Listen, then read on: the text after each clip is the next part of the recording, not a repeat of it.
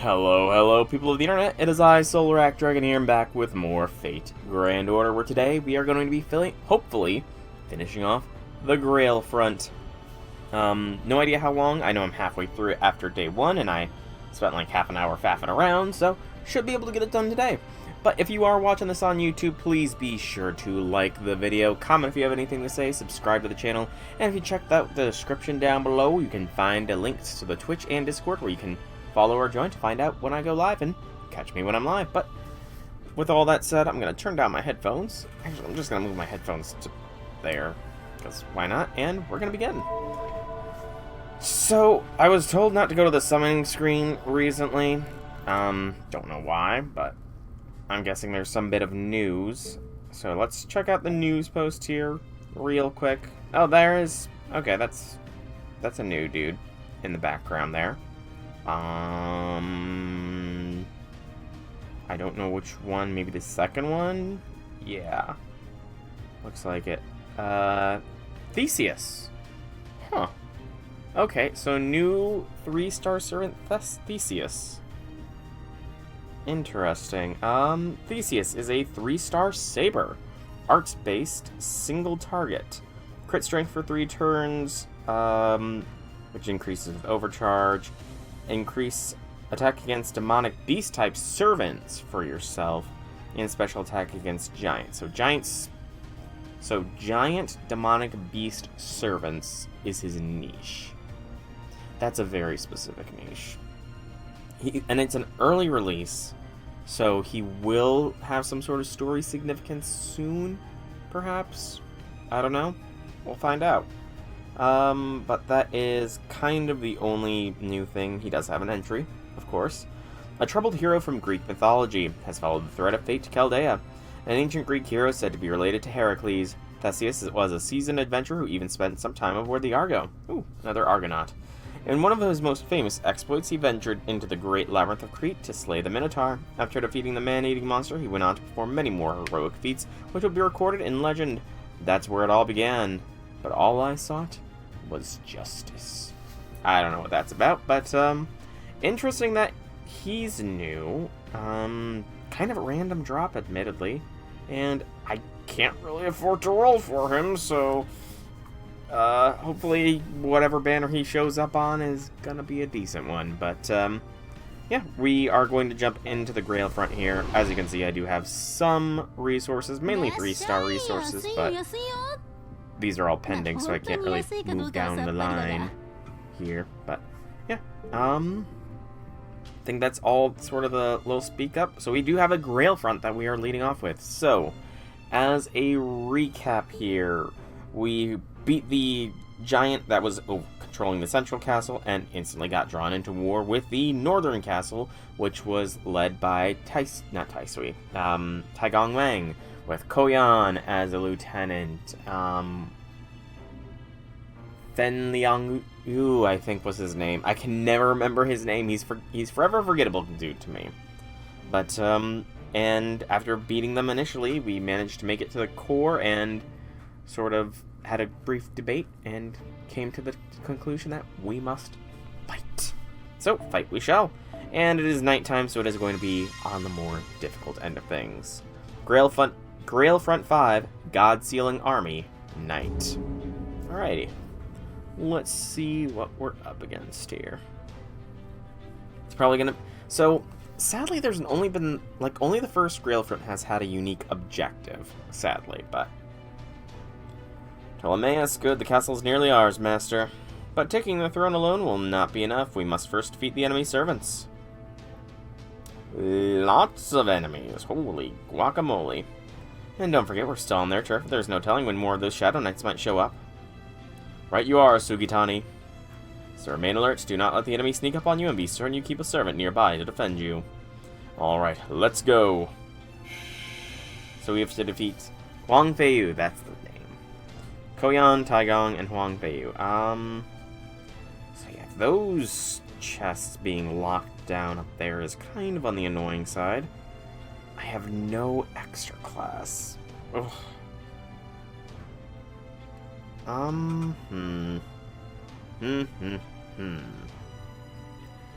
Decisions here. So,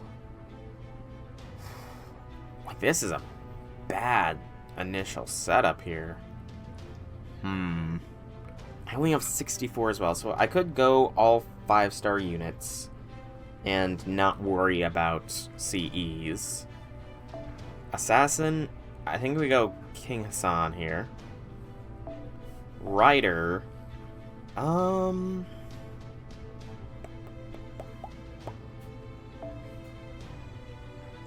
we could bring him, but I don't remember what kind of servant is he. Is he single target or AoE? He's single target? He will have a boost here, so that's not a bad call. I probably should be checking. I mean, if it fits. I probably should have done that a while ago. Waiver, your support. I need offense, not support, sadly. Since I need offense, let's bring Ash. And then I have enough for an 8-star, but... or 8 cost CE. An 8-star servant! Yeah, they're never gonna do that. Hopefully. But, let's roll with this, I guess. I'm just trying to think. So we'll begin the Grail Front. I need to figure out how I want to maneuver my servants around here. So we have Archer over on the left. So getting Nezha over there would not be a bad idea. Oh boy. Loading, please do not be an endless load, please. Okay, thankfully not. Battle commencing. Taigong stratagem. Ugh. How long of an attack down is this? 1 turn. Okay. That's not that bad. Alright. So, strategy time. We want a caster. We want Ash to be intercepting that Shadow Knight. So I think swap Ash. Oh, they're not even connected. Damn, I'm blind. You there. You there. You do that. And then there. You do... Do I want that? Yeah. That should be fine. Nezha swap with Master. And then with Sugitani.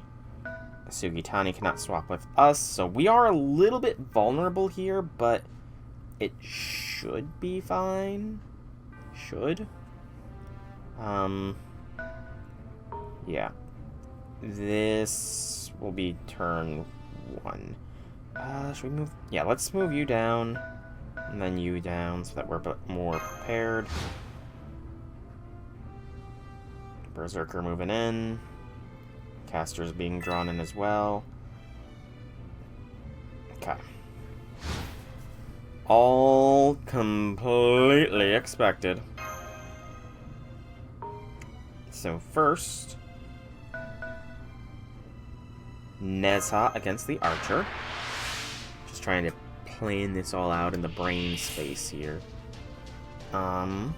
It won't hurt to go off as far as skills go. Oh, especially if we remove debuffs. Holy crap, I forgot that she did that. Doot. We might get this knight down. Might is the keyword. I think we do. Okay, we got this knight down. We're 1 up here for now. Okay. Good job, Nezha. Good job. And we can get this chest over here now. Saber is up there next, though, so that's a little less ideal. Ash goes there. Then... Caster beats Assassin, so we do not want King Hassan to interact with this dude. Rider beats caster, though, so we do want to try and get Wang Feiyu over there. So, King Hassan, go off, dude.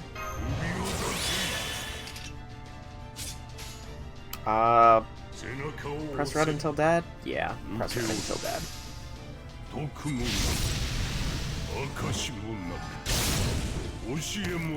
Very wise choice by me.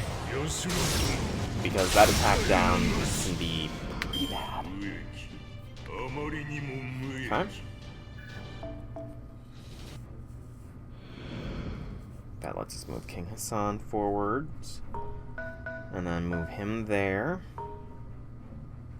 You there, so you're ready to intercept Master there. Okay. End turn.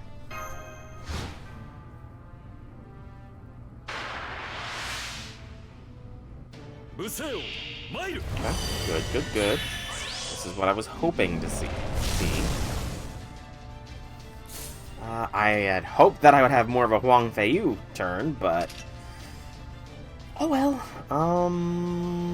Let's go off with skills, I guess.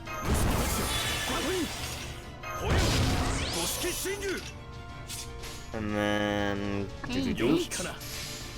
not gonna do too much damage. That's fine. Wang Feiyu can hopefully take down this knight next turn. I do need to remember, though, more enemies can spawn in. Okay, this is good. Did not anticipate Ptolemaeus being within striking range, though. Excuse me. Oh, right, I was about to... why is that... I remember now. Sure. Yes. And do that beat. Come on, Morgan, you can do it.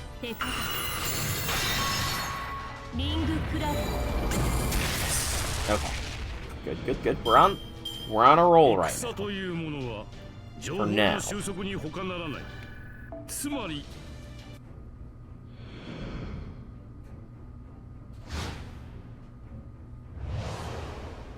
Stratagem. Okay, he's inflicting us with attack down again. That's... sucks, admittedly, but... it's something that I really should anticipate. Okay. Slowly and gently, this is how a life is taken. Good.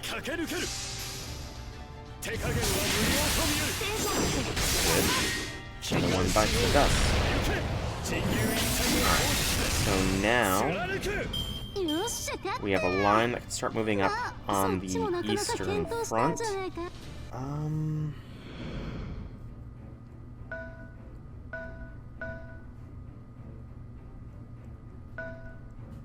This will put King Hassan in a little bit of a vulnerable position, but I think it's worth it.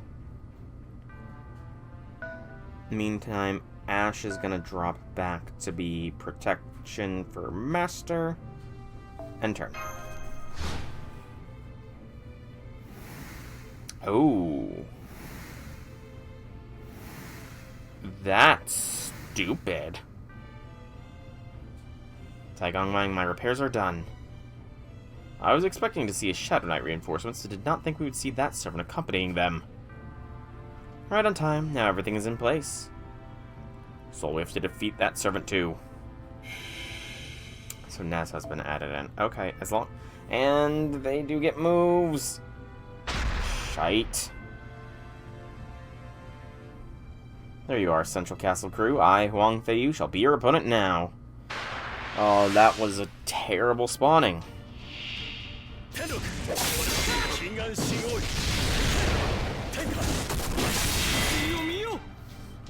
Absolutely terrible spawning.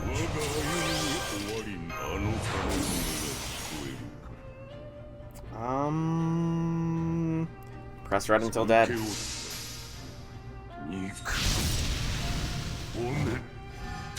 If get a crit, that'd be amazing.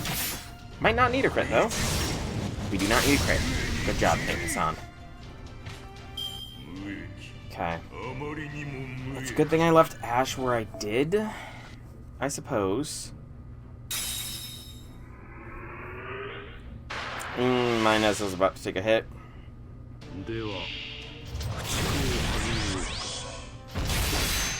Unless it goes for... Okay. Terrible spawnage here. Absolutely terrible. So I can get an NP off. Yeah, it's only an NP strength. I'm 3% off. Gosh darn it.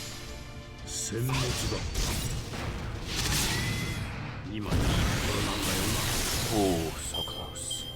Close. Well, Ptolemaeus has NP. Oh, that's annoying. Still had enough juice left over to do a swiftly swap. I think NPing here is a good choice, though. Getting rid of one of these bars could be big.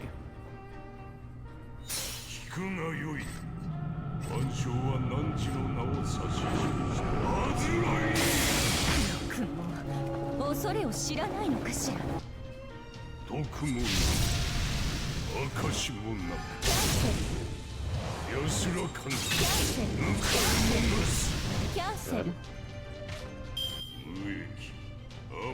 King Hassan's the GOAT.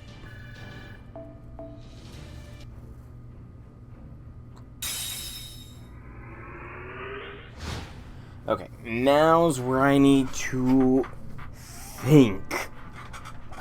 Because I'm at risk to being blasted here. He can't charge back far enough. Damn it. But what I can do is I can fall back there. He can move there. She can move there. He can move there. Okay, I'm thinking here. I'm using this up here. I'm using what's in my skull for more than just, you know, empty space. I was gonna say maybe I do a Nezha Brave to get a lot of stars going here, but I think getting more NP cards potentially, which didn't turn out to be much, but let's try. I had to try. Alright.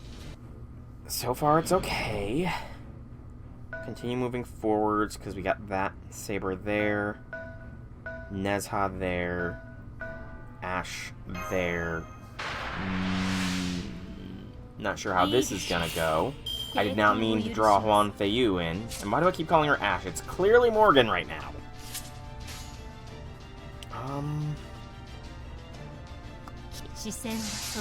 Go for elimination. We got 2 turns, so there is a chance that we might be able to take them both down.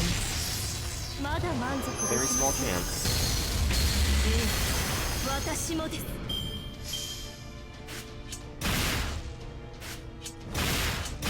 Okay.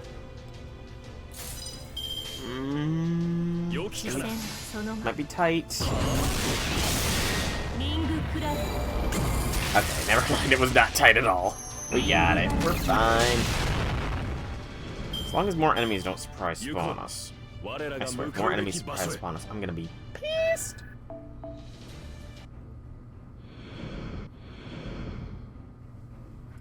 Alright, and then Ash move there. King Hassan there to there. I messed that up. I should have gone... Yeah, I messed that up a bit. Well, no, I'm surprised you actually made it this far. Taigong. However, I'm still the lord of this castle. It's up to me to avenge my fallen subordinates. Thought keys, activate. Oh no, what's about to happen?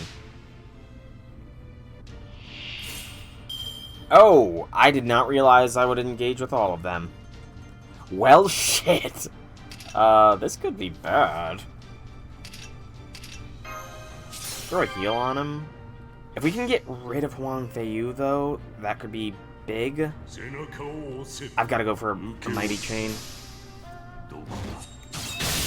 Crit. Good crit. Yes! Okay, that's one eliminated. Keeps us on the crit tile, because Koyan's still there.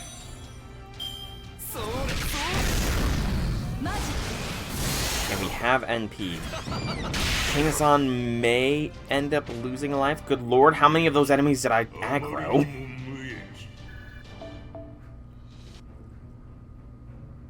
Seems you were more than I could handle. Forgive me, Lord Chancellor. Forgive me, my son. Okay. Yeah. End turn. So, yep, that draws Koyan in. Koyan alone, though, is what's notable. But, yeah, I'm very low on HP, so I'm not surprised that I lose a life there. Oh, I forgot Guts! I forgot I had Guts! Oh! Oh, the Guts. The Guts saveth. Do the Mighty Chain. It might be a mistake, but I gotta do it. I completely forgot that his Guts was still up.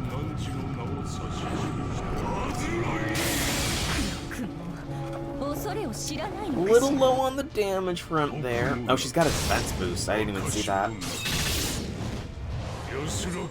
Okay, Mighty Chain was not the best move, but oh well. It's fine. Seba coming in to attack an archer. Easy peasy.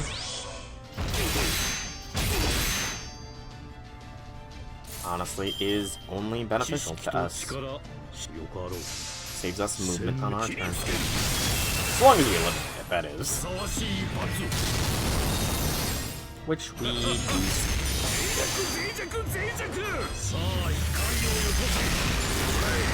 So far, so good. This enemy turn has not been that bad. There's Berserker up there. Nezha against Nezha. Ooh. I was hoping to bear into attacking Ash, but okay-ish. NP. NP Brave Chain.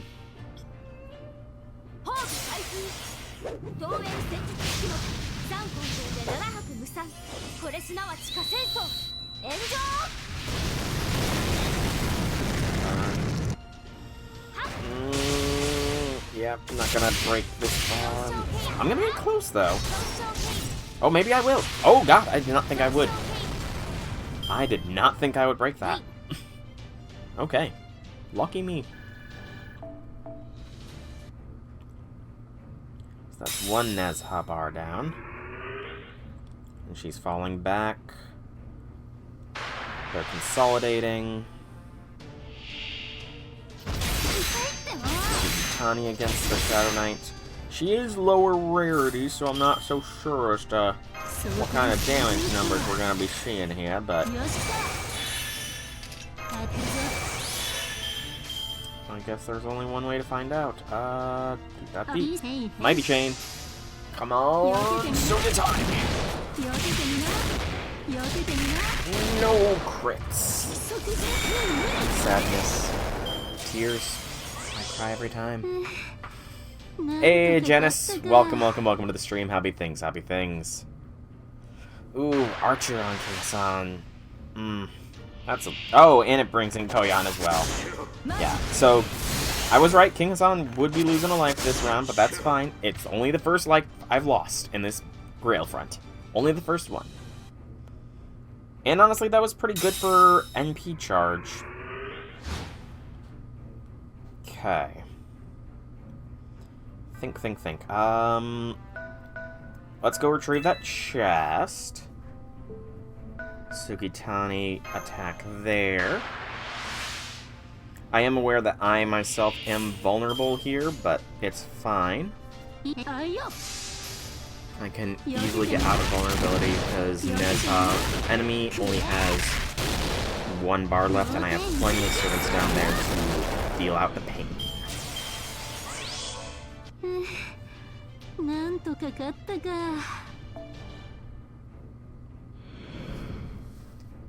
Alright, all chests obtained. Good. So now... trying to think. Best attack velocity. Let's have Morgan attack first. Yes. It just occurred to me that, you know, hey, there's actually servants that get bonuses to damage during this event. I should probably be using them. So yeah, I'm just a bit of a dum-dum, but we all knew that. Wang Fei, sure, go ahead. Pop off, dude.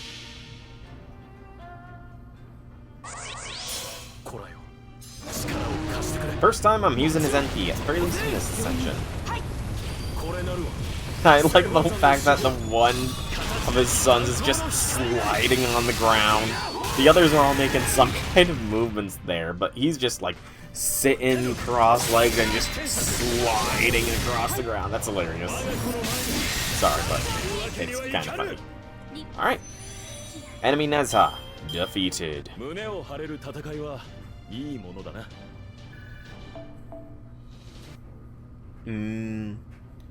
Massive damage sustained. I find joy in combat, but sorrow in parting. That display of endurance reminded me of Talos. Oh, I skipped a little bit too much there. Whoopsie. Okay, Huang Feiyu, swippity swap with me. Stay there. Nezha, move in as defense just in case.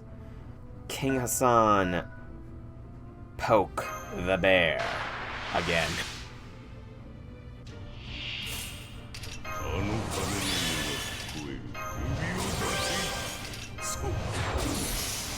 And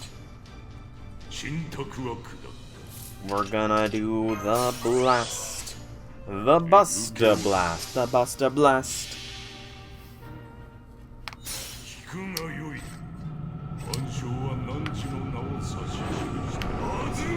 Yeah, especially since I had just moved most of my forces away. I did get hit once because of it, but it turned out fine in the end. Because King Hassan is a beast.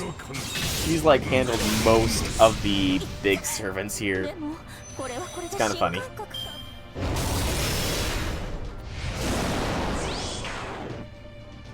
Alright, and I keep accidentally aggroing so many other servants.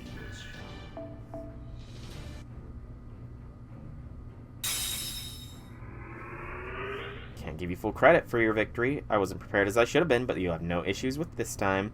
What, you're surprised I'm not upset about losing? Well, of course I'm not. It wasn't my fault I lost. Our resident tactician was hoisted by his own petard. A man of his standing misreading the situation so poorly will make for an excellent story. In fact, I feel sufficiently compensated that I see no need to stick around any longer. I'm going back to my forest. I have all the chests, so let's go in for another attack. Nice. You just need to move and delete 6 gigs of data. Good gracious. It gets that intense. I'm a little worried. Admittedly then. I'm a little worried. Oh, I was about to say no crits, but the 11k crit buster.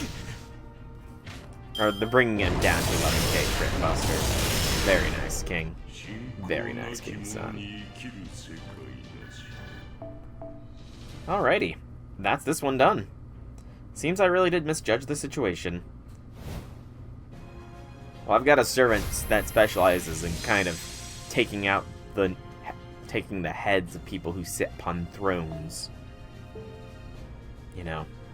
Still will never get old the fact that King Hassan literally beheaded Ozzy, and Ozzy just said no to being beheaded, but he was still beheaded. Hilarious. I love that part of Camelot. The first Camelot.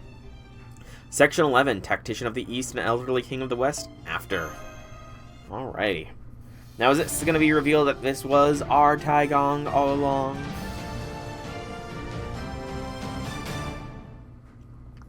I would honestly say the best part might be King Hassan no-diffing Gawain in the sunlight. Just casually.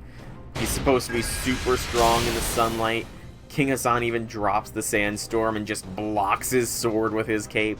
That was aura farming and the best moment of Camelot. That or something with Mash beating Lancelot down. It's hard to pick. Well, Tactician of the East, did I not ask you which of us would regret facing each other directly? Hey, Infinity Lord, welcome to the stream. Happy things, happy things. Now it's time to finish this. Light of Alexandria. Calamaeus, wait, he's got some kind of spell prepared. This was never part of my plan. I only kept it around as a kind of insurance, just in case. But now that you brought your tier of the Holy Grail right to me... Oh, more complicated circle. Primal Truth, 5 Exalted Spirits. Radiant Splendor. 8 Gates of the Caverns. Decrees of the 5 Elders. Spin, spin, spin, spin, spin in the name of the 8 trigrams. Sure thing.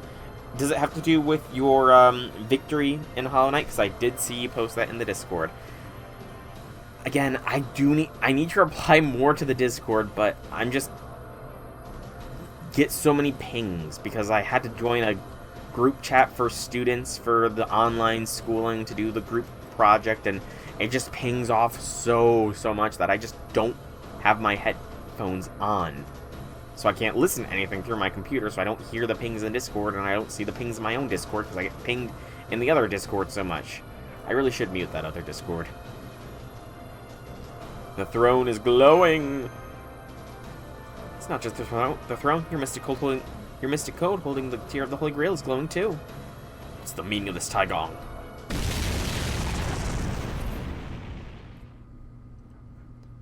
Oh, yep, I saw the double waver. Nice. Or was it double waver Infinity Lord? Or was it double Merlin, according to Janice? Something just smashed through the wall. Asterius! Oh! I know, I'm messing with you, I'm messing. Of all the times for someone to crash the party. Oh! Also, the mask is new. Uh-oh. Taigong got yanked.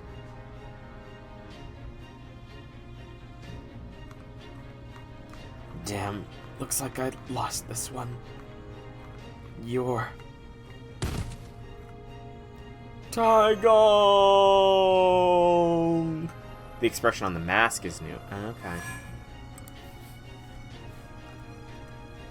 Asterius is totally gonna get... Nope. Oh, okay.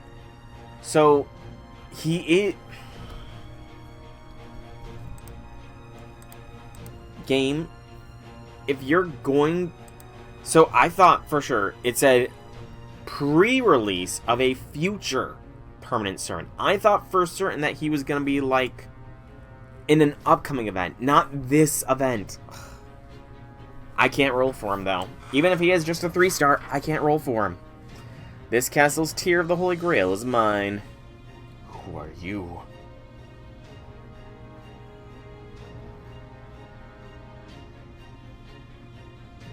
Wondering how an attacks he got glitched out during one of his attacks. I mean, hey, you know, glitches still count. You know, I'm pretty sure, like... I want to say it's the All-Stars speedrun of Super Mario 64 can never be beaten because of some glitch that people have theorized was caused by a brief solar flare that caused some sort of animation skip or something. I don't remember the exacts, but it's a really weird thing. You did die? Ah, that sucks. I'm the Lord of the Western Castle. Lord and servant of the Central Castle. See, Theseus, I beat the Lord. Yes, you did great, and every time you do something great, you become less of a monster. Okay. I don't like this guy. He's manipulating Asterius. I don't like him.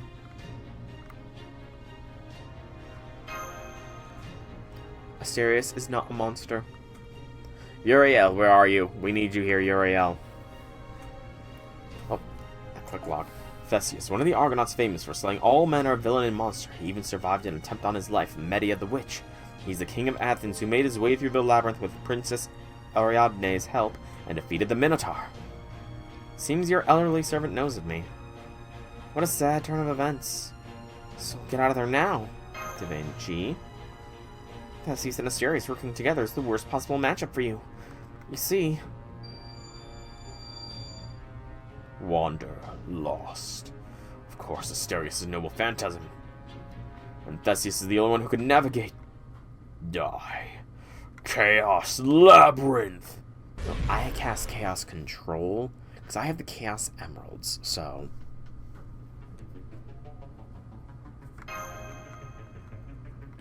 Ah, yes, the most famous labyrinth in all of Greek mythology, built by Daedalus on the orders of King Minos. Sure is. Everything about this place brings back memories. Makes me sick. Damn it. Ah! Happened is during the slam where he goes into the air and tries to slam into the ground. Instead, just stayed on the ground. Sliding. That is weird. Thank you again, Asterius. I hope you did a bug report.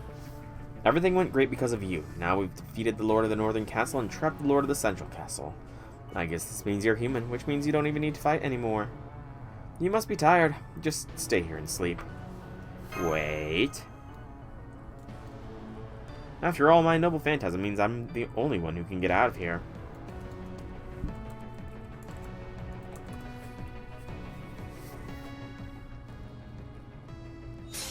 Now we're seeing his NP.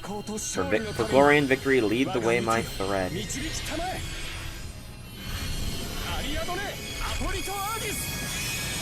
You know, we could just do the classic way to solve mazes, just hug the left wall. His NP.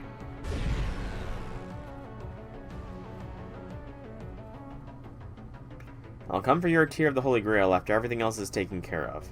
Wander lost. No rest. Soul. Just like I once should have. He's using our super special talent to fall asleep whenever against us. Blast him. Curse him! Quartz. Nice. That did unlock a new mission, but not worried about it right now. We're continuing with the story. No battles in section 12. Labyrinth of Sin and Shadow.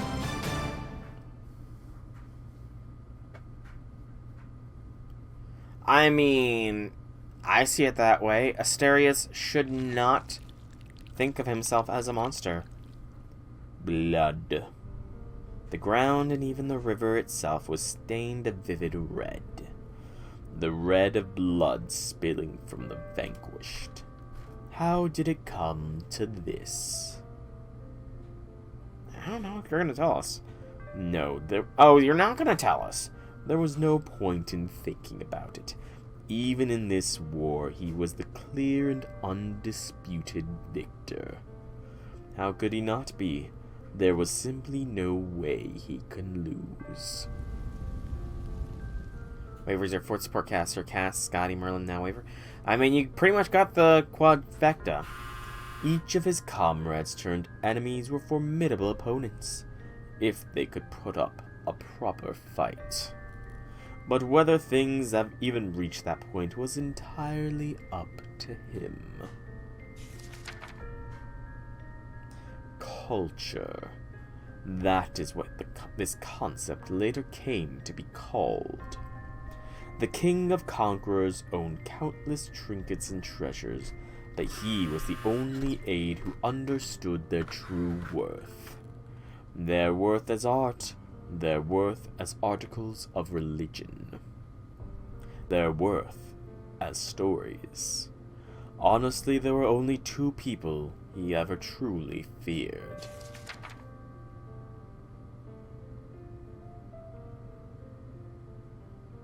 One was a genius who could surely defeat him with strategy alone.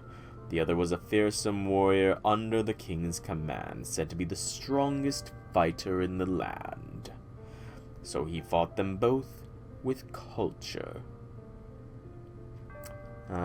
Going for the culture victory. The culture the culture victory is the most difficult victory condition in most Civ games. It truly, truly is, but if you can pull it off, then good on you. For instance, by stealing the king's corpse. Ptolemaeus, you went that far, man.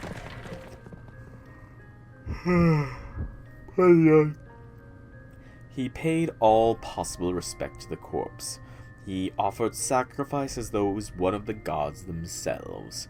He held games to celebrate it. He preserved the king's corpse so perfectly that no one could find any fault with him.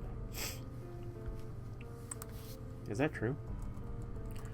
And with the king's corpse in his possession, it became far more difficult for would-be rivals to antagonize him.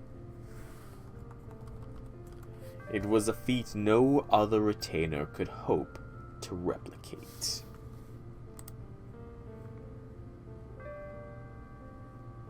He governed the nation brilliantly, shutting down others' justifications for war before they could even take root. In time, he became to be known as the Soter, or Savior of the land. Having claimed undisputed victory, he raised his successor in peace and enjoyed a long life of his own. However, there remains something about his lot in life that seemed like a dream he could never escape.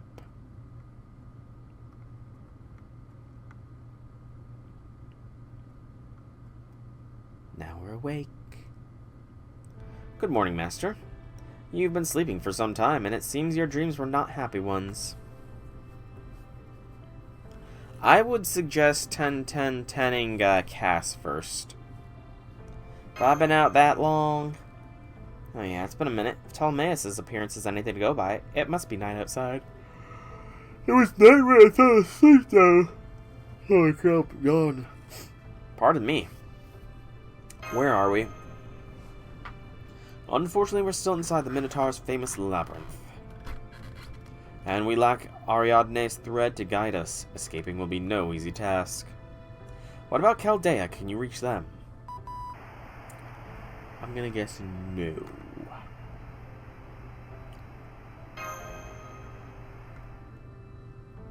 I'm not surprised if legends of the Minotaur are true. The concept no doubt repels any attempts to circumvent it. What's more, I don't know how it happened, but the labyrinth is partially fused with the northern castle. While it does seem to have a touch of consequence, it doesn't seem to have a deleterious effect on the shielding. Damn it, I knew the castles were at their most vulnerable immediately after they were conquered, but I still let us fall right into this trap. It's not your fault, Tali. I thought I was being careful too. Obviously, I was wrong. Tali? What kind of nickname is that? Oh, I can't say Ptolemaeus every time I gotta talk to you. Don't blame me. I didn't name you. Tali, yeah. Honestly, if those are your choices, I would say Weva. What happened to respect your elders? You don't seem too worried, Master. Well, Merlin's not a bad idea, but Merlin is mainly a buster. Waver is general. We can do this. You must have been through a great deal, if you can say such a thing, so confidently. I see. A journey to prevent the incineration of humanity. Did Da Vinci tell you about that?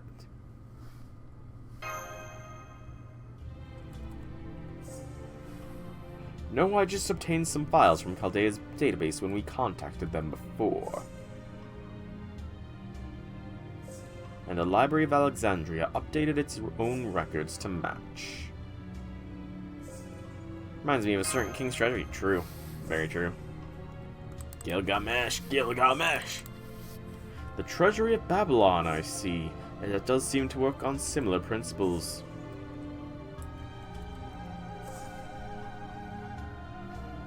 My library is another version of the Library of Alexandria that existed long ago.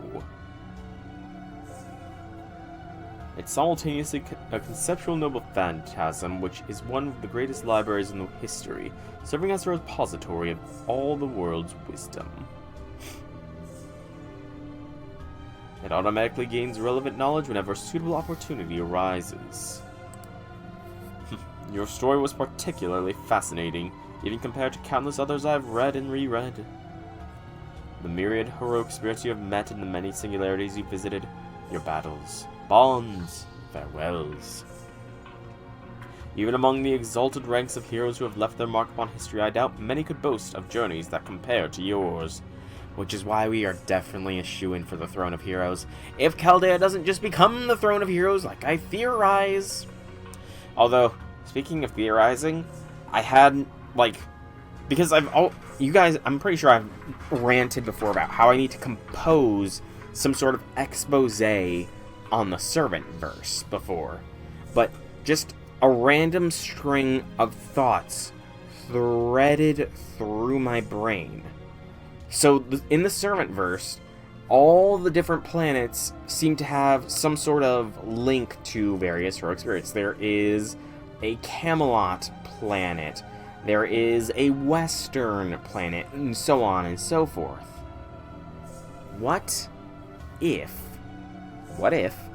the Servant verse is an alternate timeline where the Animusphere plan succeeded, where Chaldeus successfully seeded the universe with humanity and overwrote the textures of all these other planets with humanity? That would explain why there's whole planets dedicated to a single line of stuff. You know? Does it explain everything? I don't know, but it's a possibility. I mean, it could be, yes, but it also could have greater lore implications. Remember, Janice, jokes are the greatest lore. So, it's a crackpot theory. I need to refine it a little bit more, but I think I might be onto something there.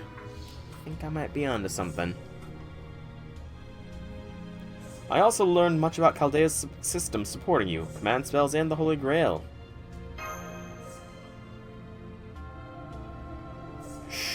Sure, I'm not a rooster. I'm born under this year. I honestly don't even know how the zodiac works. Like, are you born under the year of the animal, or... I honestly don't know. All I know is it's my zodiac sign. Yes, my apologies. As a contracted servant, I grew curious about the mechanism behind command spells. I think my investigation may have given Lady Da Vinci a poor impression of me. Regardless, it is clear to me that Chaldea has undertaken an unbelievable amount of trial and experimentation. Even a single one of your command spells shows countless signs of refinement before it became yours. In that sense, those you bear would seem to be a downgrade. They're easier to replenish, but at the cost of being less powerful. Yeah, they did say something about this originally. So they told you only the bare minimum. Yes, this contract has been changed from the original spell. The original command spell exerted far more power over a servant, enabling them to use abilities akin to true magic. For example, you could give a contracted servant the ability to teleport instantaneously. Yeah, that sounds like a ticket out. Unfortunately, your command spells have been greatly simplified from their original incarnations. While this does make it possible to recharge them with Chaldea's reactors, it also leaves the capacity to command a servant greatly reduced. The only way they could let a servant do something like teleport now would be to direct support from Chaldea. I suppose it could also work if a singularity or servant themselves were able to affect the command spell somehow. But that's not all. The Holy Grails you've been collecting all this time are different from what Chaldea expected to encounter. You don't mean magical energy resources? Oh, they are undeniably potent, but there's a significant difference in their wish-granting ability. The first Holy Grail Chaldea recorded possessed traits similar to the third magic. In fact, could the third magic itself have been what created it? Ptolemaeus, what are you thinking? I've said too much. I would not want you to worry based entirely on my own groundless speculation. All I mean to say is that this singularity's Holy Grail may possess some unique properties. Unique properties, According to my library, one year, heroic spirits who had become servants began to fight amongst themselves. The ritual they enacted in search of the Holy Grail came to be known as the Holy Grail War. While there are some significant differences, the three castles fighting each other in the Singularity is strikingly similar to this original format. And in that case, the reason for having the lords of the three castles fight each other is most likely... Interesting, I'd like to hear more about this too. Who's there? Well now. Taigong! Is it our Taigong or enemy Taigong? Hello, Lord Ptolemaeus and Master. I'm just as surprised by this meeting as the rest of you. You okay? And I'm even more surprised to hear you worry about me. Isn't your servant Lord Ptolemaeus? You can't have him. My apologies. I used a substitution spell at the last second. It's one of my best tricks. Still, there's no denying that I'm quite badly wounded. Doubly so now that I no longer have my Tear of the Holy Grail. Damn. Want a temporary contract? No, well past. That would be a bridge too far. But I do appreciate your kind concern. To be honest, I wish we could have kept our battle going just for the fun of it, but it seems it was not meant to be. Interesting. I suppose you're more of a product of your turbulent times than I thought. What can I say? I'm not entirely sure myself. Though a friend of mine once told me that I couldn't have gotten as far as I did if some part of me didn't enjoy the chaos of those times. How about you, Lord Ptolemaeus? Me, I'm no different. I've never felt so alive as I did back then. Just following you, my young king, into battle gave me boundless energy. Back then it felt like I could wield my spear for days on end and never tire. I'm sure it did. You wouldn't be here now as a heroic spirit. And of course, that's also how you know just how far a shadow can fall. Yes, I suppose so. I doubt we would have all kept fighting for so long after our king was gone if we didn't enjoy it. What happened after your king was gone? Da Vinci mentioned this earlier. In my youth I served Iskandar, the king of conquerors. But upon his death, my fellow retainers and I began killing one another, tearing apart the lands he had claimed in his nearly successful conquest to conquer the entire known world. Excuse me. If I'm being completely honest, what scares me the most is how much I actually enjoyed fighting so prolonged a war. I backed those I once called friends into corners, maliciously manipulated them, inflicted cruel tragedies and needless deaths upon them, and spread misfortune and sorrow wherever I went. In spite of all that, there was a part of me that enjoyed what I was doing. That you enjoyed even killing your closest friend simply demonstrates you were born to be a general. There is no drought half as sweet as war, and there was few in all of history apart from you who knew how truly sweet it can taste. Hey, Taigong, are you... He's disappearing. Whoops, looks like I pushed myself about as far as I can go. Must at least thank you for this lovely chat before I go. I would never let it down. Thought keys activate. Initiate connection to Type 1 Tremor Space. What's he doing? Return the 4 symbols from the gate, 8 trigrams, step upon the 2 principles, and return to the Taji. I'm here, you are there. If you and I are one and the same, then here is there and there is here. Is he teleporting us to the other Taigong? One last thing. Lord Ptolemaeus may have already mentioned this, but I think the Singularity's Holy Grail is most likely bait. I trust you know what that means? I do indeed, but if you understood that, why would you choose to take part in this fight? Well, you know, I had my subordinates' wishes to consider. Not to mention, with the Tears of the Holy Grail being real, I couldn't let them fall into the wrong hands, even if I never used them myself. Perhaps that's just what part of it means to wield royal authority. We cannot willingly give up something up, regardless of whether we plan to make use of it ourselves. So we fight. Of course, when a person like your master is involved, that could certainly change things. Yeah, it's just the wrinkle guard saying, hey, open me up, get the stuff out before it gets wrinkled, but it's fine. I missed a line. Besides, after trying a lot, I arrived at the conclusion that I had to go along with this battle if I was to conquer the Singularity. Well, is it any different from yours? No, it hasn't. Thank you, Taigong. You're quite welcome. Now then. From Taji, reach the two extremes, link the 4 symbols, and produce the 8 trigrams. My words are law. Now go. Go. Go!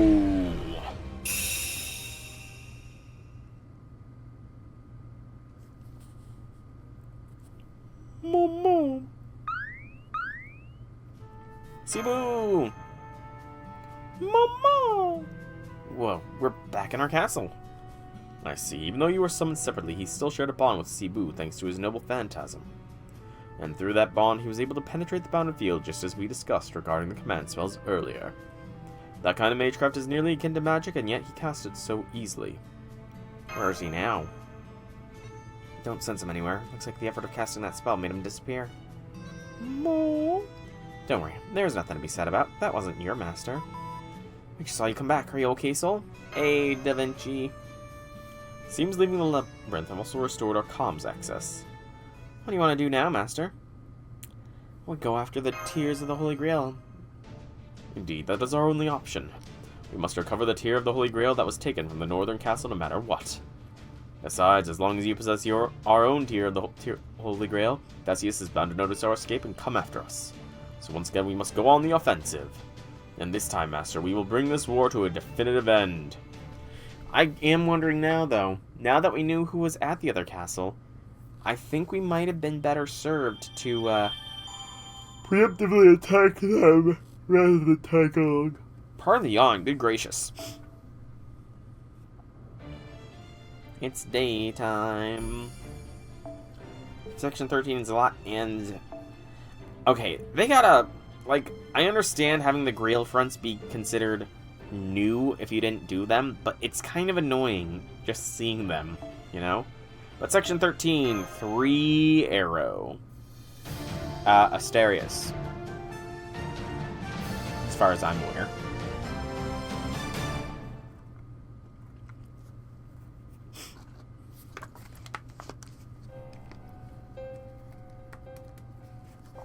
I have a problem, Asterius. A problem. I thought I'd crush both my enemies at once, but that seems not to be the case. I really thought your labyrinth would do the trick. So your problem is because I failed. No, it's not like that.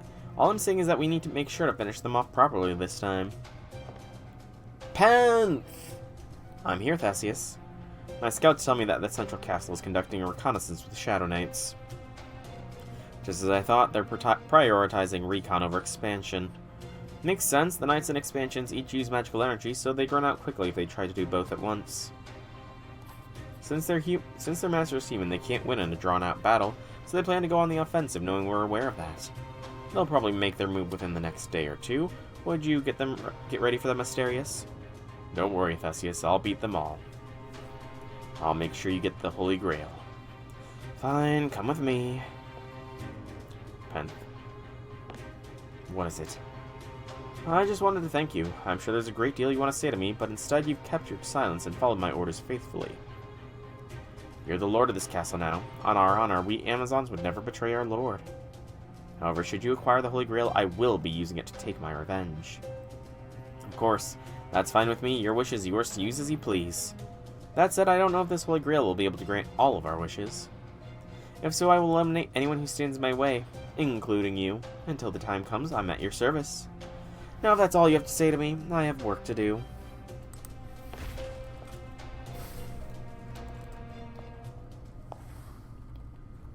Uriel, what are you doing with him? He's manipulating poor Asterius, Uriel. How could you?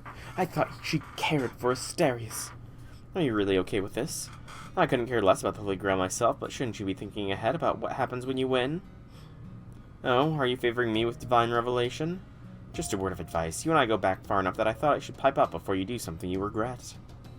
Well, as I am now, that does ring painfully true, especially since I know what happened to me after this point in my life, even if it still doesn't feel real. Now, I have a question for you as well.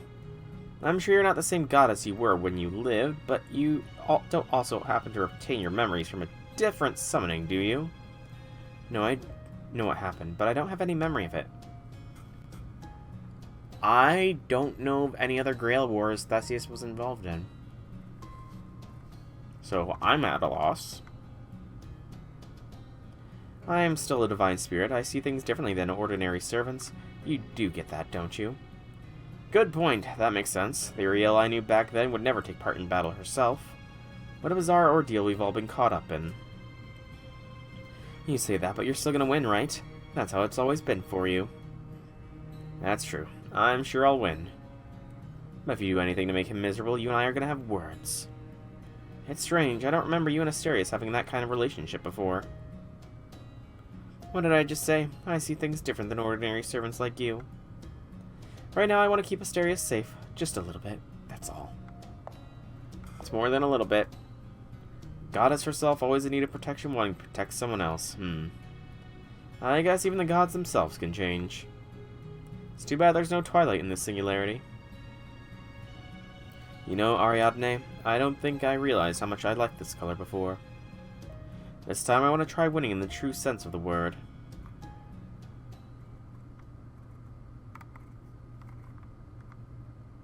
At it. That's all he has to say. Second arrow!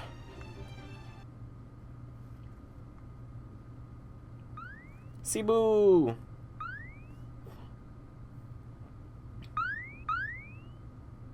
Mo. Morning, Cebu. Mo. Ptolemaeus, something on your mind, man? I was just seeing what the other castle is up to. I'm pretty sure that's been mentioned before, yeah. Look, it's like that Theseus guy is planning on staying in his castle just like we thought.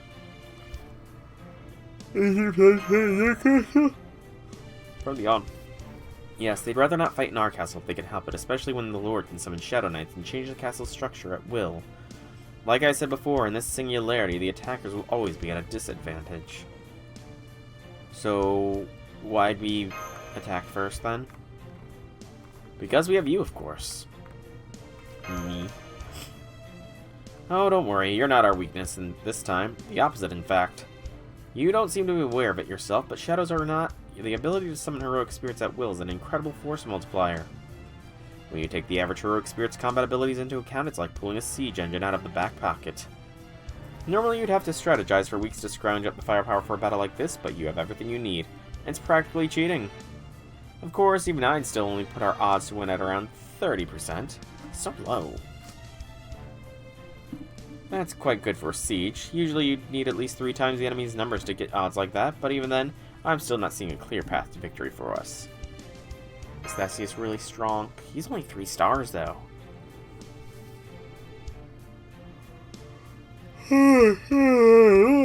Yawning so much.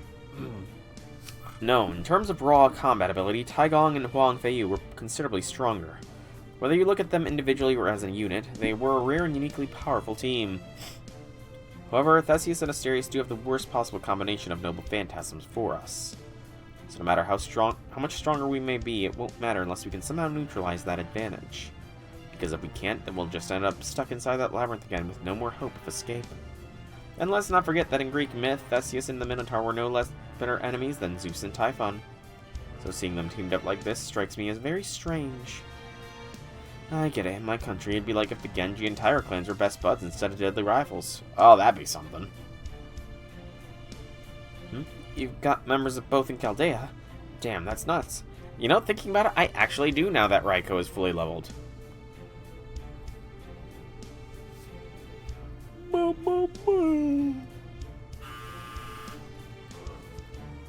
You're really thinking hard, Tali. Might want to knock it off before you give yourself wrinkles. I guess that happens every night, right? I used to hear similar things in school all the time. Though I will say in this body, I don't mind that nickname. No kidding. Guess despite my memories being the same, the body I'm in influences my reactions. I suppose that's no great shock, even food and drink taste different when you're ill.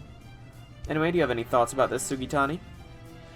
Yeah, I guess. Well, I got the same thoughts I always do. The way I see it, we just gotta shoot the guy at the top. That's not a bad idea. Really? Sugitani? Yeah? Can your noble phantasm shoot Theseus? That's your question? Of course it can. I can shoot anybody with it. It doesn't matter who or how great a hero they are. In fact, guys like you are some of the easiest targets around. I don't care if you're 100 paces away. You might as well have a giant bullseye on your head saying, shoot me. Oh, so I'm an easy target then, am I? You ever want to get shot? Just let me know. I'll put one right between your eyes anytime. They really do see things differently than heroic spirits now, don't they? When what comes next is the problem. I can shoot him, sure, but I don't think that'd kill him. The way mystics work, older things are way better. Doesn't matter if we're talking about magecraft or weapons. Much as I hate to say it, a newer weapon like a matchlock isn't exactly a top tier for a servant's toolkit. Matchlock is not new at all. Yes, I understand that. It's one of the prime rules governing servants, after all. Still, your no phantasm isn't an actual matchlock, but the embodiment of skills and legends you acquired while you were alive, right? I guess. You're firing your skills and legends then. I mean, I haven't exactly got hard data to back that up, but my gut says probably. My matchlock's definitely not like any other weapon, but calling it my noble phantasm doesn't feel right either. In that case, we may have a way to succeed. Really? How so? To be clear, we have no guarantees here. What's more, you'll need a full day of rest first. You'll also need to count on my older self to make this happen.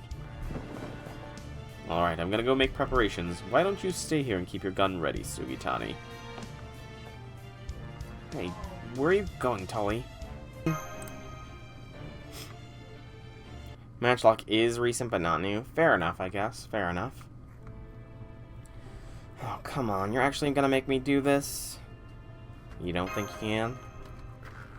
It's not like that. Like I said, I'm positive I can hit him. There's only one guy I was never able to hit. And that was... Huh? You don't know? Oda Nobunaga. I don't suppose he's at Chaldea too, huh? Remember what I told you before, Sugitani, about being a sniper? Well, his main target was Nobunaga. Unfortunately for him, history tells us his attempt to assassinate Nobunaga failed, according to the Chronicle of Nobunaga. He aimed at Lord Nobunaga and fired 2 bullets, but under the watchful eye of the heavens, they merely grazed his body. Yeah, that's right. I tried and I failed miserably. And man, oh man, did I ever pay for it. I could even count on my client, Lord Rakaku, for help since he lost all his money and power not long after. Then, just as I was getting real fed up with life on the run, I met a sorcerer who specialized in mechanical gizmos. Sorcerer, does this have anything to do why you materialized as a woman? Yeah, that's when all this went down. They said they could change my appearance, so I said, great, where do I sign? Didn't expect a damn gender swap. And apparently I can't even be male anymore now that I'm dead. But I guess that's okay. Not like I was gonna get any more jobs as an assassin after I botched a big one. If you don't mind my asking, how did you end up missing those shots anyway? Like I said before, I ain't got no problem shooting heroes and champions. I could land those shots in my sleep. To me, targets like that may as well be glowing. All I gotta do is point the barrel their way and pull the trigger. But Nobunaga, he was so normal it was downright terrifying. Well, considering I'm going to be compressing this down into a VOD after stream, I should be capable of remembering this time. Yeah, I don't think we're talking about the same Nobu. Nobunaga. Why, is the one, you know, different or something? Oh yeah, Gouda Gouda is different. Gotta remember, Gouda Gouda particles make everything wacky. Oda. I'm a lot older than I look, and I've seen a lot of humans over the years. But I don't remember Oda Nobunaga being, like that. Is that so? Chaldea's Nobunaga is more of an oddball, huh?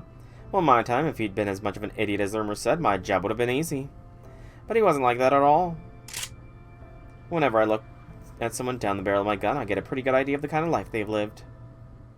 What kind of life have I lived?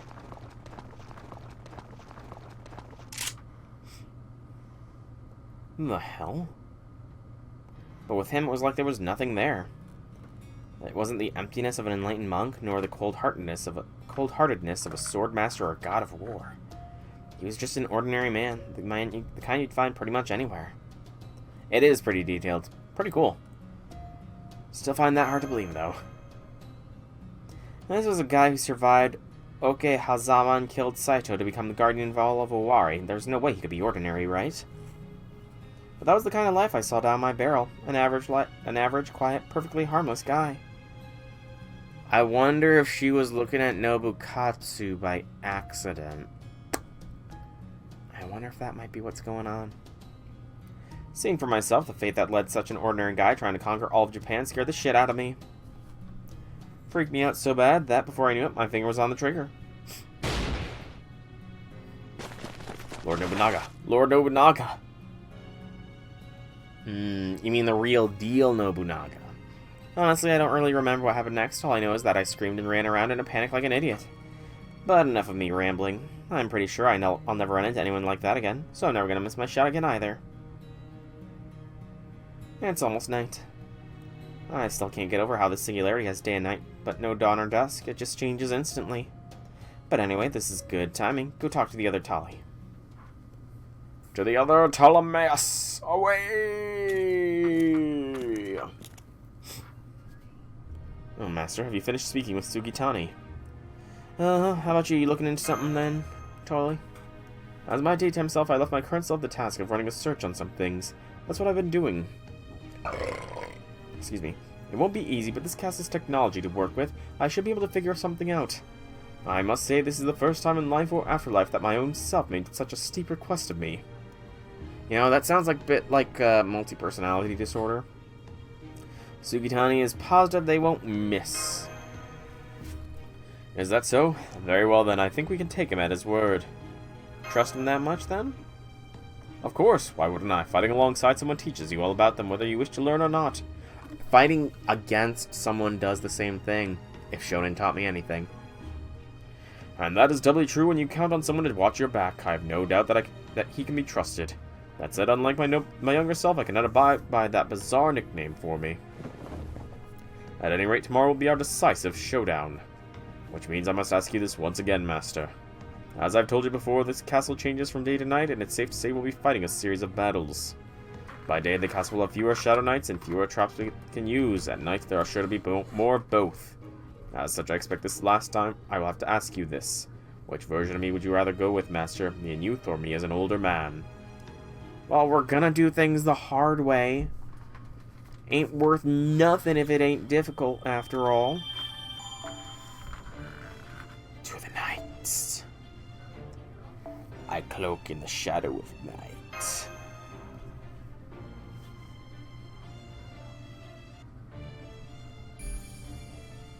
Section 14.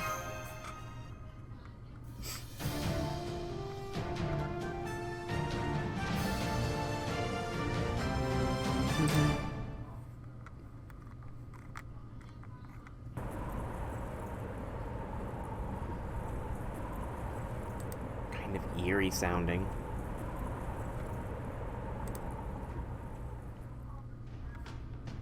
So you chose me. A wise decision. I'm obviously more experienced than my younger self.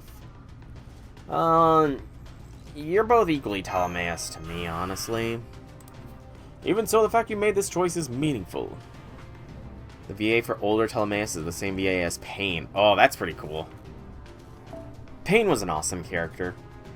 Really wish that, you know, he was, like, sort of towards the peak of power levels in Naruto, but they just had to keep escalating. Remember this, whenever a commander decides, always ends up being best. That's the ideal we all need to strive for. How many decisions have you made, and how much responsibility have you borne for them? Oh, I've been entrusted with so much shit. I'm sure you have. You've been given far too much for one person to carry alone. That is what it is to command, to wage war.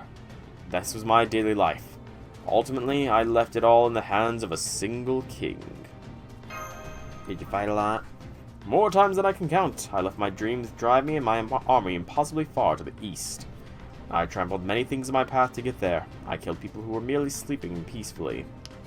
If I hadn't been for my dreams, I wouldn't have roused other peaceful people into fighting and killing either. But you know, soul. What scares me the most is that even as I recall these memories, I feel no regret over what I did. Dreams can be infectious. I too became infatuated with my king's dream and passed it on to many other people. You want to be fair and impartial, then. Yeah, still, I mean, you get some great fights out of it all, but, like, Pain with the Rinnegan. Rinnegan should have been, like, the peak. Did not need to go, 10 Tails Beast mode to the Otsutsuki to all that kind of stuff. Like, aliens. Really? Aliens? Fair and impartial. Yes, you may be right. As long as humans exist, they will pass their dreams and disappointments on to others. I don't want my legacy to be false. Even if some die because of what I passed on, others no doubt fell to their knees in pride because of it. I'm sure that's true for this king as well. I think the Asterius had those kinds of things passed down to him. No doubt they shared their dreams and their disappointments with each other. It seems this singularity is something of a magnet for people like that. Man, you just love to babble all about boring abstract shit, don't you? Reminds me of the monks. Oh, and I thought that was your department. Hey, I'm not saying I never babble about stuff, but the only thing I know for sure is that I can count on my matchlock. Anyway, something tells me there's more to that castle, Lord, than we think. Theseus? How so? Yeah, something about this just doesn't sit right with me. Then again, it's just a hunch. I could be wrong. No, something about this is bothering me as well. We shouldn't be too quick to dismiss our hunches. Perhaps we cannot yet draw a conclusion, but we should still keep these thoughts in mind when we next face them. Though this time, you're going to hide somewhere of the sight, Sugitani. So back to my original line of work, huh? Got it. Just don't blame me if I miss again, yeah? I'm not worried about that. You made a promise to Master, no? Knock it off, you're gonna make me blush.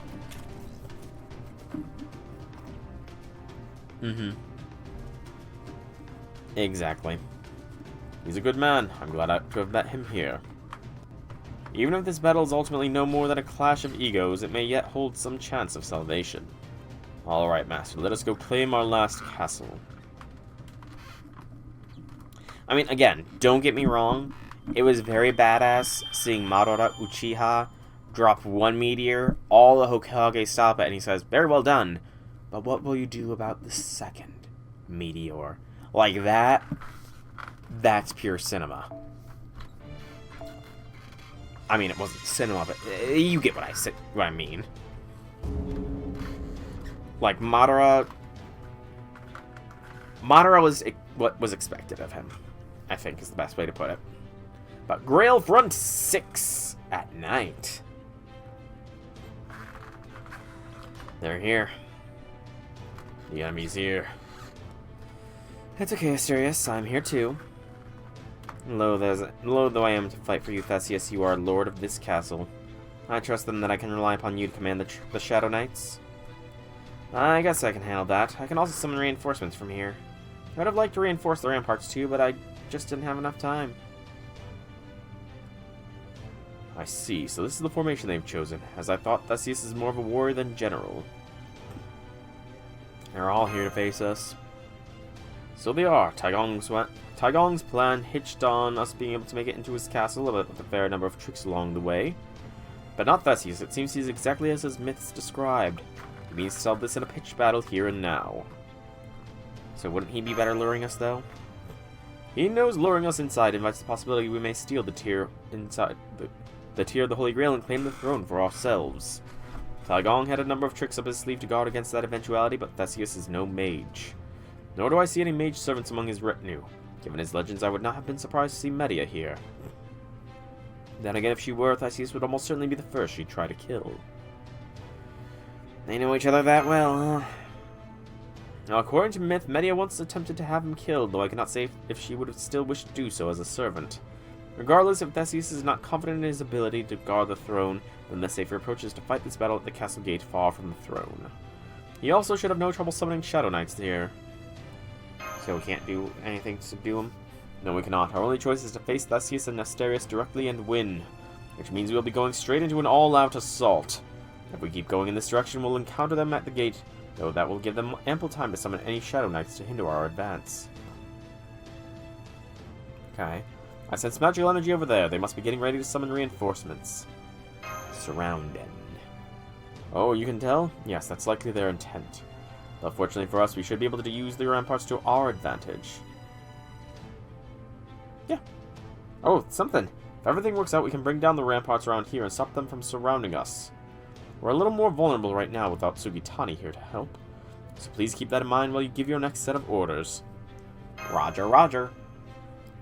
Generally be concerned. The lines go too fast sometimes. I didn't see what he said, and I can't. There's no log, so I don't know what he just said.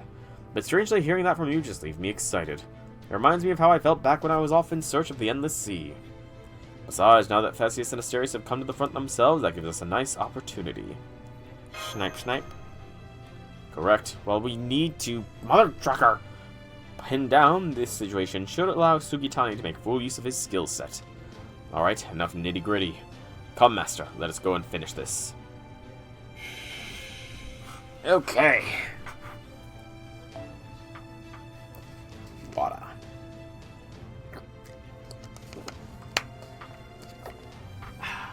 Alright. Good gracious, the chests are scattered about. I have 70 cost. Front of the line, we have Saber. So, I count a few extras, but Lancer is not really necessary. Archer, we don't need to really summon either. Saber isn't even really needed. So, I think we start out with the Lam into Achan into Dusa. Lam, yeah, nope. Let's just go with Sumo. Achan cannot get Sumo. Dang nabbit. Do I have any good 9-costers? Actually, in that instance, Lam can get her CE. And you can get that. Okay. This works. Hopefully.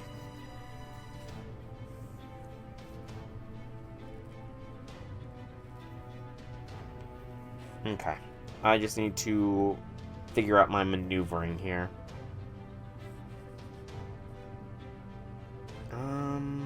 Achan, Dusa head up to the wall. Lam, Ptolemaeus are sort of our front line. Athens, fortification. And P strength down, you jerk. Okay. Ptolemaeus there. Instantly attack with Ptolemaeus. Yes, you do indeed have the scent of a fierce warrior. I was hoping for a chance to face you, foreign master of heroic spirits.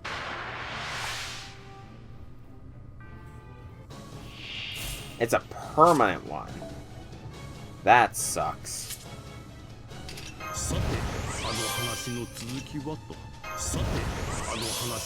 A permanent down really sucks. But that's fine. This is more meant to be a thinning journey than anything else. I'm gonna not risk trying to take out Pantha not doing anything. I don't know what my damage numbers would be here. Taking out the Shadow Knight guaranteed is probably safest bet. Good. That's fine. That hurts. That's fine. Okay, Saber's dealt with. So Lam can move in a bit. And they can move up. I'm going to move to some security over there. End turn. So Ptolemaeus may lose an HP bar here. May. Lam does come in as well. Good. We have 2 turns as well. Okay,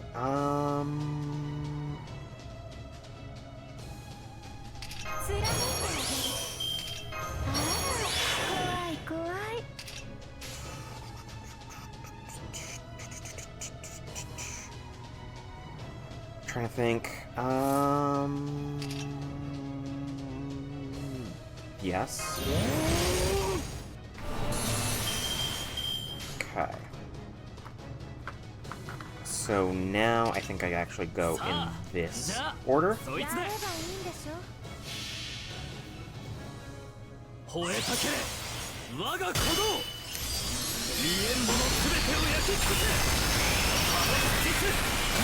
Good.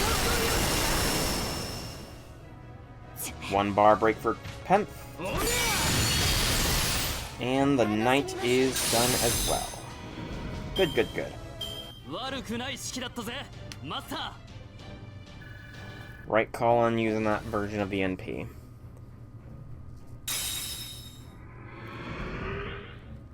He's still that version of... That's kind of funny. He's still that variant of Ptolemaeus.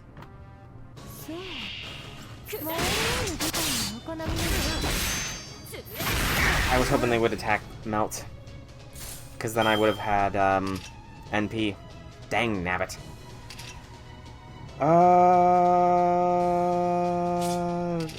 2 turns. This is fine. Go do that deep. Should hopefully be enough to take out 10. Oh yeah, just the quick is enough. Oh, Melt. Just melts.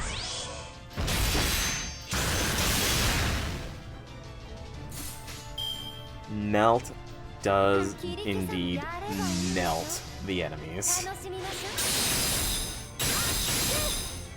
Even with the disadvantage, he is beast moding this. Oh yeah. We did lose 1 Ptolemy bar, but that's fine because we took out all the enemies. I see. I suppose I shouldn't be surprised. That was a fine battle, Foreign Master. So our front line is down. I'm sorry, Penth. Thank you for sticking with me this far.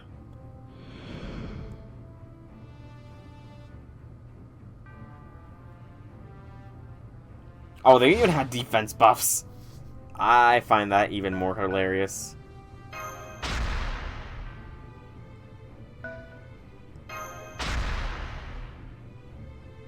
Take down the fortifications! Whatever this does. Ah, it's a connector. I knew there was a chance, but I didn't think they would actually breach the castle walls. Alright, hurry up and form up how I showed you. How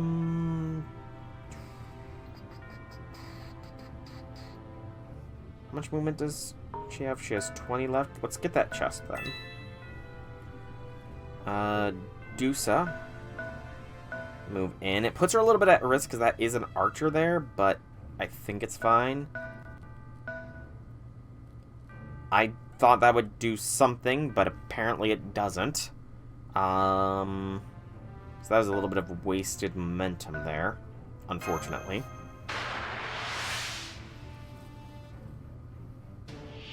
Okay. Oh, no real buffs here for Ptolemaeus, but he still pulls it. Nicely done, Ptolemaeus. Nicely done.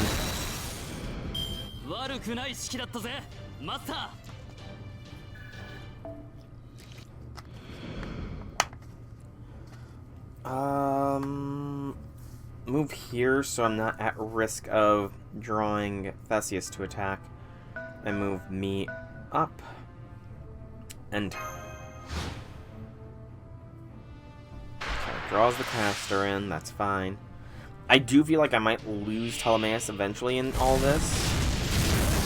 Just because he is kind of on the front lines, face tanking a lot of shit. But we'll find out.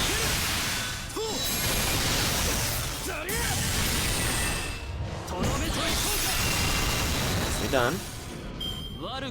Neutral battles. I mean, he's got a event bonus to damage, so that's not too surprising. Asterius was moved back. I suppose I can be your opponent. After all, even if I don't help Asterius, who will? Quite a lot of people, I'm sure, are more than happy to help Asterius. So Uriel may actually be a bit on the challenging side.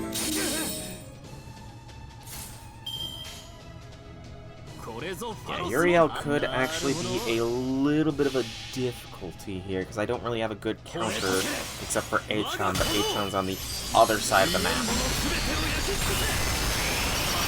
I just gotta hope that damage buff will carry him through. And it does! Nice.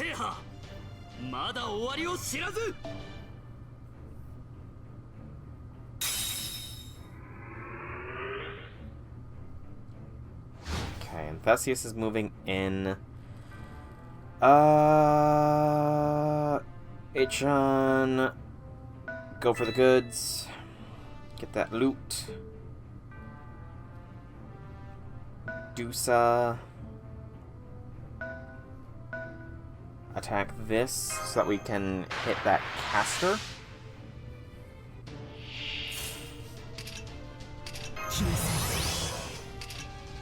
Stun the archer, though. Stun the archer and then, you know, use an invincibility skill so that stunning the archer doesn't matter. I'm brilliant, I swear. The strategies my mind comes up with scary to me at times. Ooh, the curse may actually get that one. Okay, good. That's what I was hoping to see.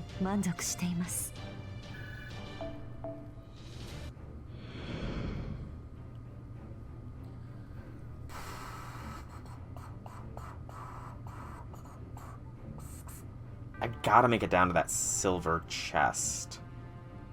Really gonna be a pain to pull off, though.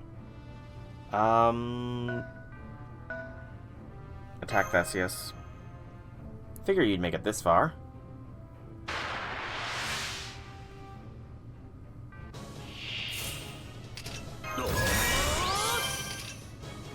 Yeah, sure. Transform. Why not?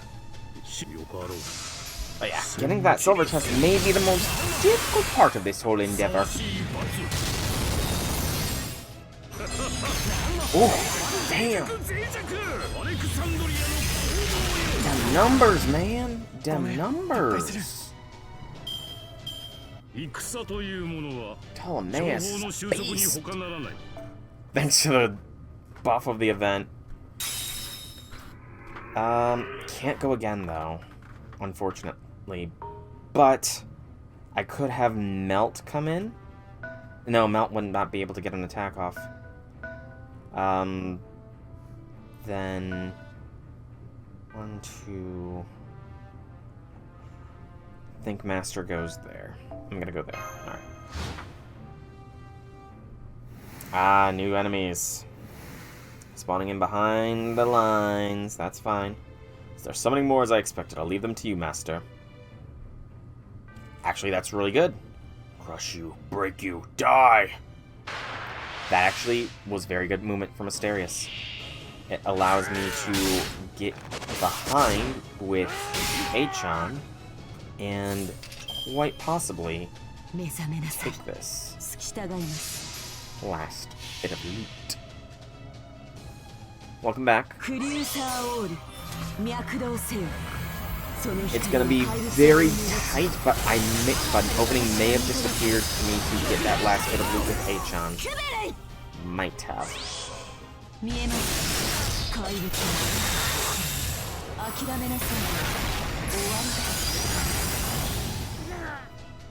Both Asterius and Theseus are down to their last bars. This knight is beast moding Saberdusa. Okay, Mr. Knight, okay. I mean, class advantage is a bitch when it's against you.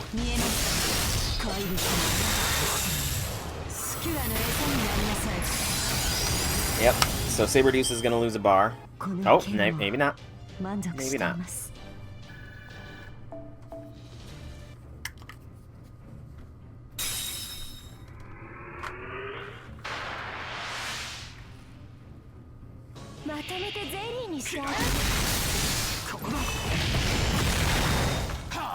He really does not like Melt. And as much as I would love to just dilute with Melt, I think that Ptolemy serves a little bit better way to do so here, more guaranteed, and that leaves Melt open to Melt Uriel.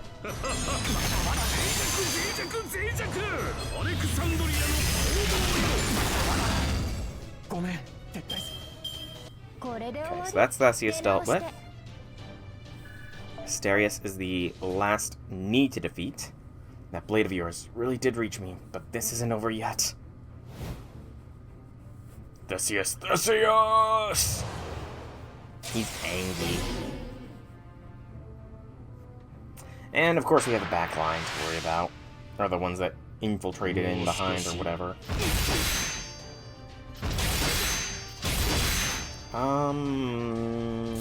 Ptolemy blast him.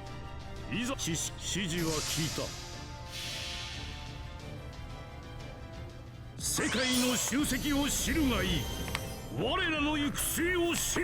far, so good.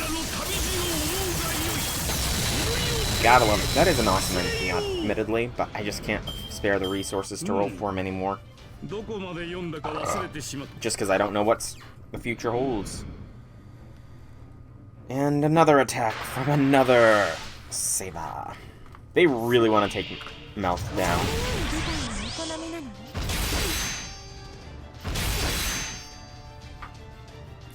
Ooh, that's good to know. Very good to know.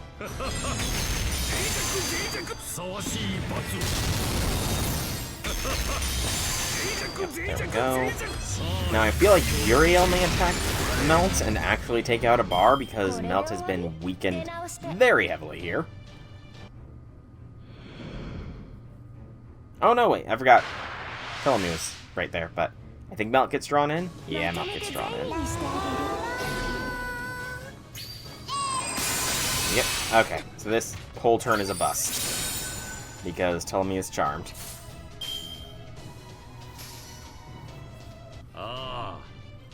That's fine. Okay.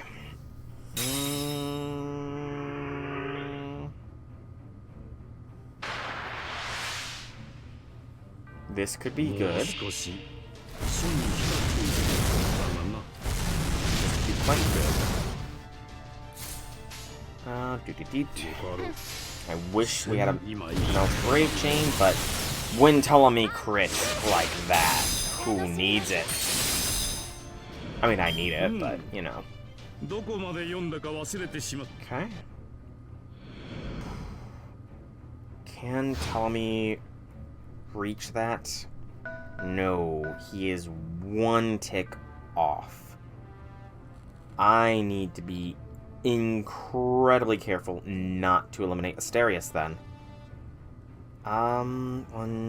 Okay. Ptolemy is within strike range of Asterius.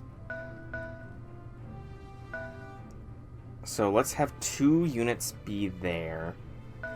Have Melt fall back to me. Have Dusa fall back to defend me.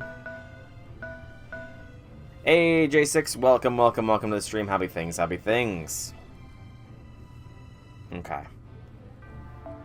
So next turn, either Ptolemy or Achan will reach the thing. Alright. Hopefully everything's good, J6, because you've been popping in and out quite often lately. So I hope everything's okay with you. Ptolemy's taken down. First loss. Here. That's fine. Achan under attack. With just, it's just Shadow Knight, I can handle that.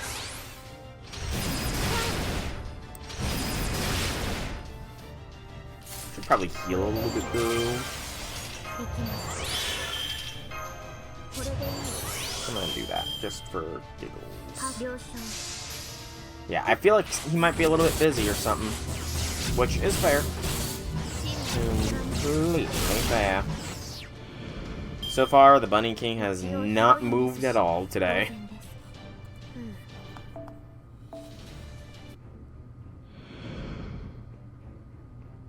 Okay, good. Asterius did not have enough movement to go on trigger an attack, so final chest obtained. Woot. And if we attack, we get them both. And we'll do a little bit of this into a very big delete of Asterius. Yeah, that's fair. Completely fair.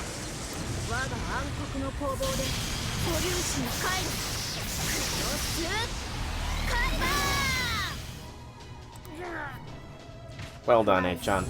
Well done. Alright. Easy peasy. Needed a little bit of strategical thinking in order to make it to that last chest there, but got it in the end. Sorry, Uriel, I have to fall back. I can't believe it. They got Asterius. Damn, sorry, Theseus, but this is as far as I go. Asterius, I hope you... We actually take out Uriel. Uriel! You're unforgivable. Sorry, dude. Needed to be done. I wonder if that has any effect on the next one. Like, if you don't beat Uriel, does she appear in the next Grail Front, perhaps? That'd be pretty cool. Bit of continuity making. Ether Convergers! I feel like I need those. Or I don't have a lot. One of those two. Section 15. Let's go.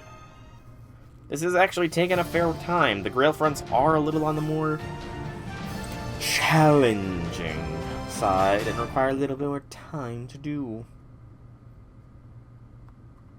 But all's good for now. All is good.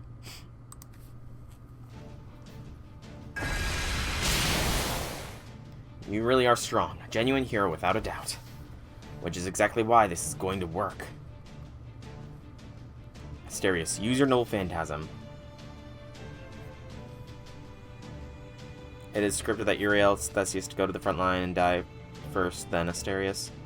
But what if you don't kill Asterius? Or what if you don't kill Uriel is my question. Got it.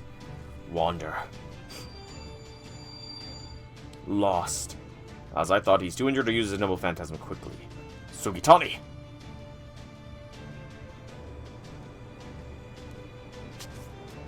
You got it, old man.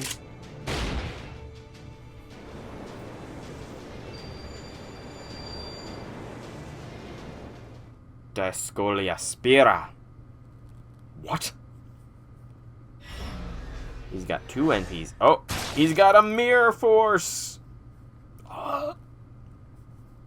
Second Noble Phantasm. This one is the embodiment of my entire journey. When a thief attacked me with a club, I attacked him with a club. When a bandit killed someone with a pine tree, I killed them with a pine tree.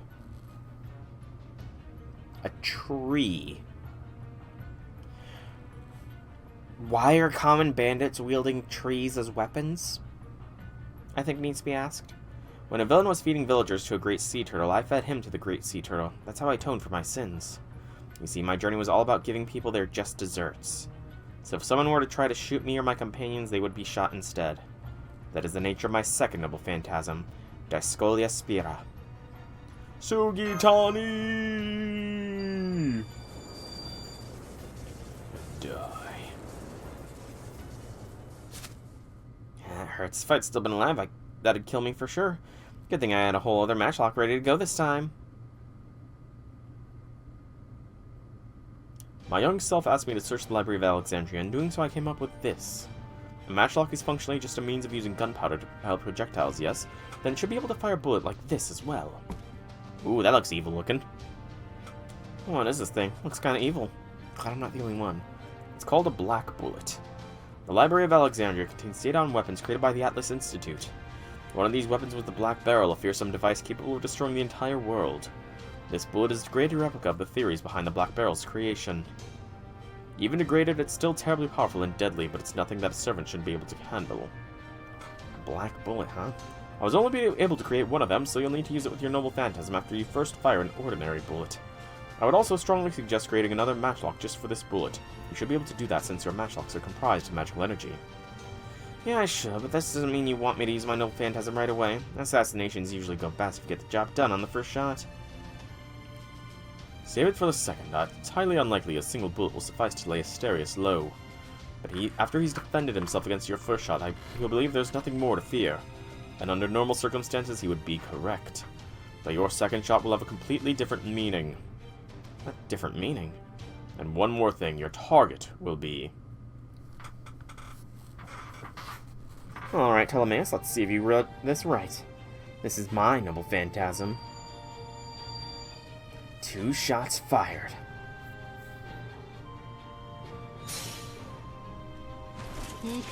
When drafted, environment secured, ammunition loaded. Aim true, and 2 shots fired. You know, I do like that they are including servants' NPs as, like, part of the cutscenes. It's quite nice. Descolia Spira. Huh? What's special about this bullet? That's, I guess maybe it ignores defense? Is my guess. Very destructive. Or did she shoot the castle? That might have happened, actually. Must have worked this time. Nope, she shot him. Theseus? You aimed for me. Now, more importantly, why couldn't my noble phantasm repel it? What is this bullet? Did we not get him? No, that shot was fatal. My black bullet pierced his spirit core. We weren't after you for very one simple reason. The two of you are only a threat to us when you're together. Asterius can use his noble phantasm to trap us in the labyrinth, and you can use yours to escape right away. If not for that combination, we could simply escape the labyrinth by defeating Asterius. Just as you once did yourself. That's why I had Sugitani target Asterius with his first shot and you with his second. One of my reasons for doing so was to take you by surprise, yes, but you are also both the lord of this castle and the more fragile target. The choice was a simple one. Oh damn, I really blew my... Jason might have seen through your plan, but I had no idea. Theseus. You may have traveled to the underworld and back in your legend, but your noble phantasm won't let you resurrect yourself. That's true. However, there's still one thing you don't know the truth about. Hmm? My king! Theseus, I return the Tear of Holy Grail to you. He's not the lord of the castle, is he?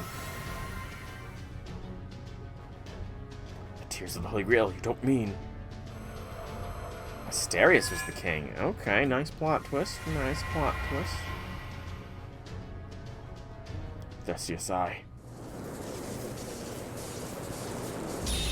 Ascension?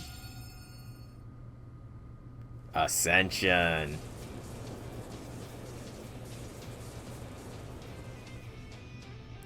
So he wasn't the lord. That's right, Asterius is the true lord of the Western Castle and my king. So even Penth didn't know that. Though I wonder, would Penth have been fine working under Asterius? Maybe. Maybe. It's hard to say, really. Final arrow of section 15. We gotta be getting close to the end of this. Like, there was 20 sections, right? So we're at 75%? I first met the monster in a labyrinth. Back then, I was just doing what I thought a hero should. I thought a hero would bring bandits to justice, vanquish monsters, and be filled with pride in doing so. In time, I heard stories of a certain monster. This monster lived in a subterranean labyrinth and demanded a child sacrifice every 9 years. Even the king could do nothing about it. So strong, he bent a pine tree, known to trick people by flinging them with said pine tree, asking Theseus to help him hold down the pine tree, because I couldn't even hold it down for long, except to be flaying, except Theseus was equally strong, which Sinus was bewildered and came to check Theseus to let go, letting that... That sounds very Looney Tunes-esque. Hearing the story, I remember being so incensed I volunteered to join the sacrifices and ventured into the labyrinth. With Princess Ariadne's divine thread in hand, I made my way further into the depths. That was when I met the monster. Oh right, they have a buddy-buddy, like, they're friends, aren't they, Theseus and Asterius? They have some kind of friendly relationship, I feel. Our battle was a series of miracles. Trusting the intuition I had honed over the course of my adventures, I took advantage of every opening the monster left me. I knew I would die the instant I made so much as a single mistake, that not even 100 blows of my sword would be enough to cleave through the monster's flesh. Even so, I persisted. If 100 blows wouldn't suffice, I would land 1,000. 10,000. It is pretty cool. They went all out with this event, honestly, and I'm very happy they did. Very, very happy indeed. And unfortunately, I achieved one miracle after another. Only after I killed the monster did I learn he was just an ordinary man. A man who just happened to be born with the body of a monster thanks to his father, the king who angered Poseidon. Aghast at his newborn son's appearance, the king was so disgusted he had him thrown into the labyrinth. He then got into his head that this monster would require human sacrifices in order to remain there, and ordered countless children sent into the labyrinth for no good reason. That was an image. The monster in turn devoured the sacrifices he had been given, also for no good reason. They say I'm a monster, so I have to act like one. I think he said something to that effect in his own stilted way. All I could do was stand there trembling.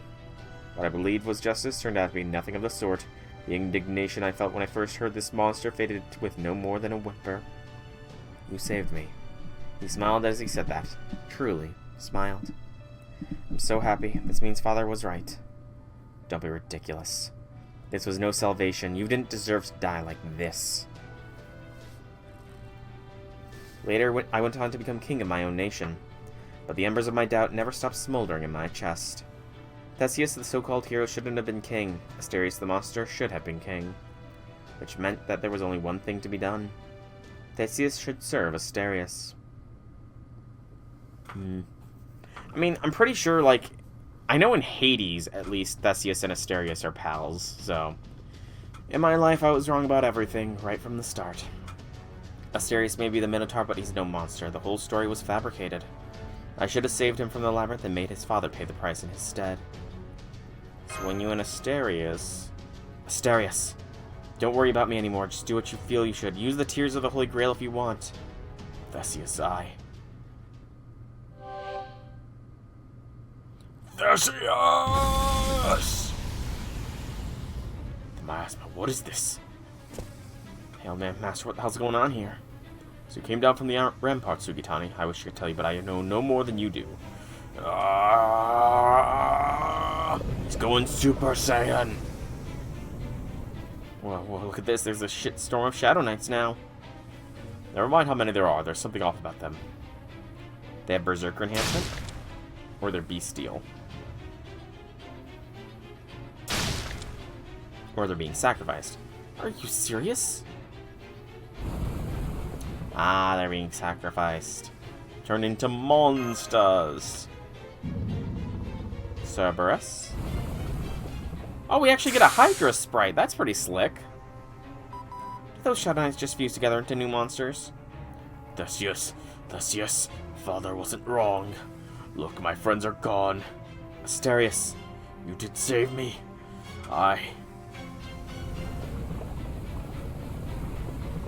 Miasma coming from Asterius is spreading further. It's going to transform even the surrounding terrain. You gotta stop it. Damn, it looks like we got a fight on our hands. You ready, old man? Master? Wait, Sugitani. I'm a monster. Asterius. What? Ascension. Dun dun. Dun dun. Dun dun. Dun dun. Dun dun. Dun dun. Dun dun.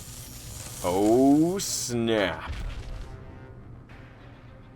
He looks freaking awesome. I feel like we've seen this before, though. Like, this is vaguely familiar of a sprite. Asterius is transformed. Is that the Minotaur we saw in one of the Lost Belts? I did! Ha! I was right. We did see him before. LB1. Except, you know, darker this time. It's not third ascension. True, it's not the third ascension, but it is a form we've seen before. Well, the ratings are very different. These numbers can't be right. Yes, that's correct. You, a pure monster, were a natural-born demon. That's why I chose you as my vessel. Uh-oh. Who's possessing him? Are you? No, it can't be. Don't tell me you didn't know, Theseus. You're wrong. I did this to save him. Then you should be glad. Rejoice. He will never know fear or suffering. He will simply live on with me forever. This isn't what I wanted. Well done, Theseus. Congratulations.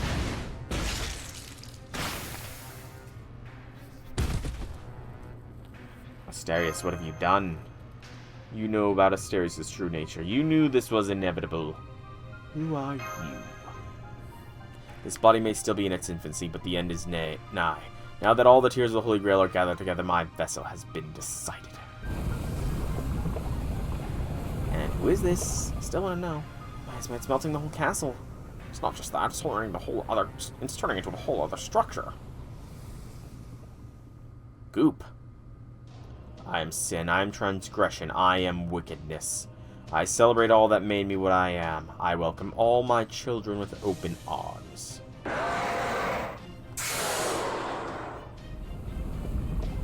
And what or who are you?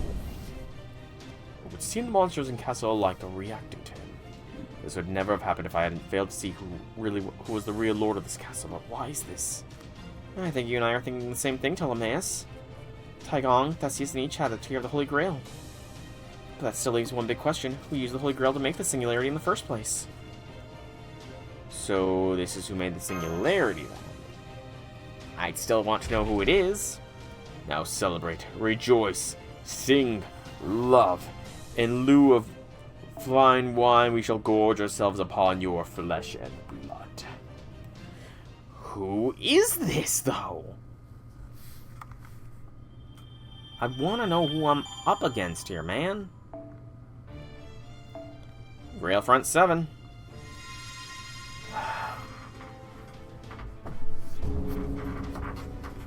I'll get to know who it is. Well, I want to know now. I don't want to wait. I want to know now. 9. Oh, God. I don't know if I'll be able to do this all today. Asterius' body. We can worry about who or what that is later. Since it's summoning Shadow Knights, it's to say nothing of these giant monsters, we can assume it has laid claim to the Lord of the Castle's authority. If they keep summoning more units, there will be nothing we can do. We must take down Asterius as quickly as possible. These monsters are attacking us all at once. If we stick to our usual tactic of remaining close together, we'll quickly find ourselves overwhelmed. There's no time to waste. We can figure out the rest on the battlefield. And Asterius? I'm afraid we're barely getting any of the original Asterius' signal now. That thing you see killed Asterius and stole his body. Come at me, then. I'll judge you for the sin of finding pleasure in battle. Asterius shattered 2 of his breakpoints. Oh, just gotta kill him twice. What does the map look like? Only 3 chests this time. Savenya, Sansi, Samasai, Hanya, Voi.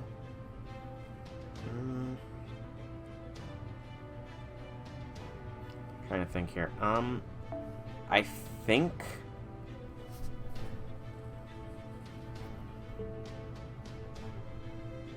If I crash in, I'm gonna hit 5 servants.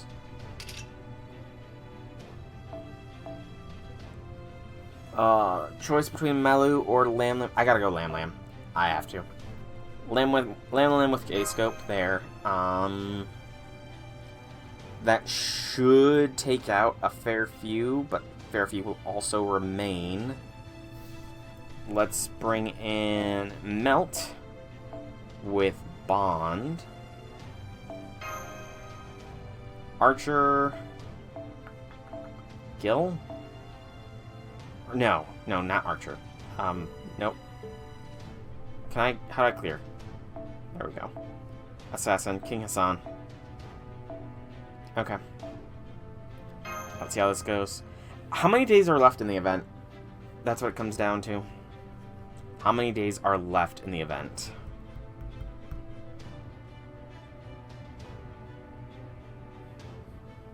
Loading. Loading.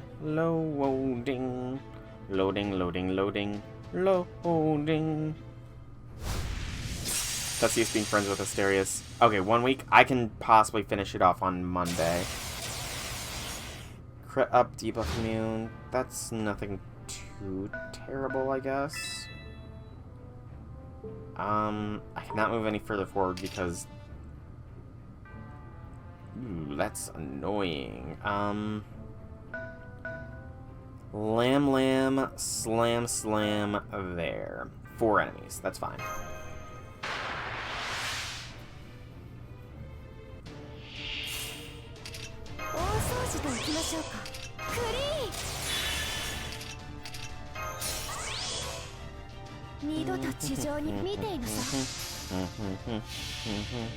I should have done a mighty chain. Probably.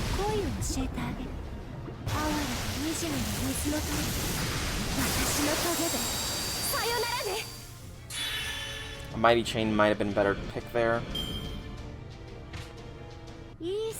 But is what it is.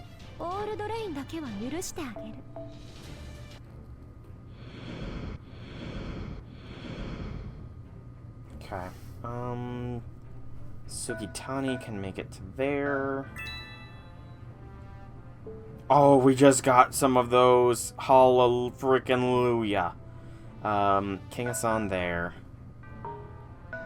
Melt goes up there to get NP ready to go, and then there, and... yes.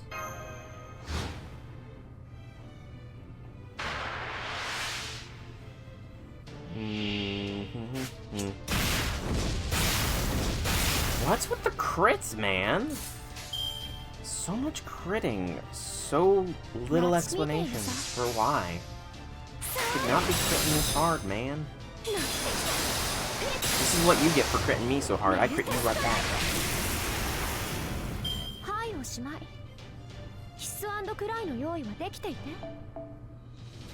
It's one less. Caster up against... oh shit, the Hydra's within range. I didn't think of that. Try and eliminate the Knight. Also, the Hydra has break bars. Or break points, whatever. That increases the difficulty of things. Come on, Sugitani. Ah, I was hoping for a crit on the Buster.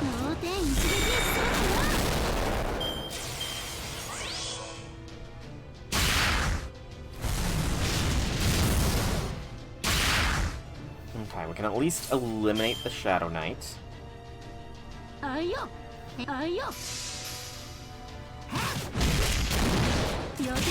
We're slowly whittling down the enemy forces at the very least, but...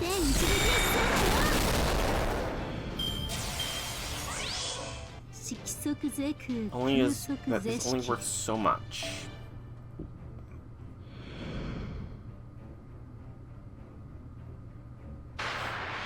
They really don't like Sugitani.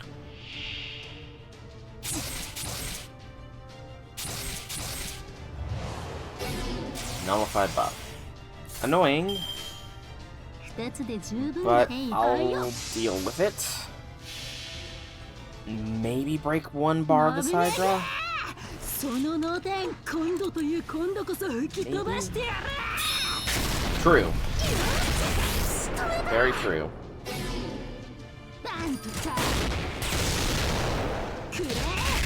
Ooh, it's gonna be close. Ah, just short. Just short. Damn. Okay, that's what I was hoping to see.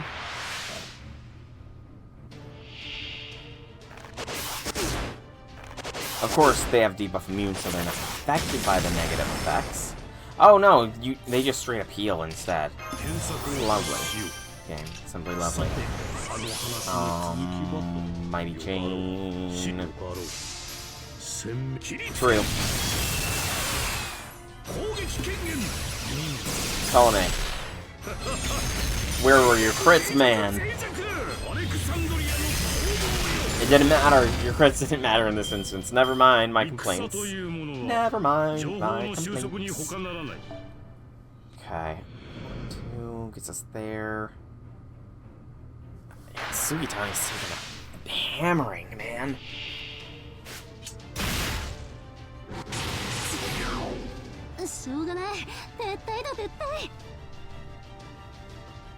She's getting hammered. Okay. gosh, will their turn end soon? Oh, Cerberus. NP sealed is annoying. That's one melt bar down as well.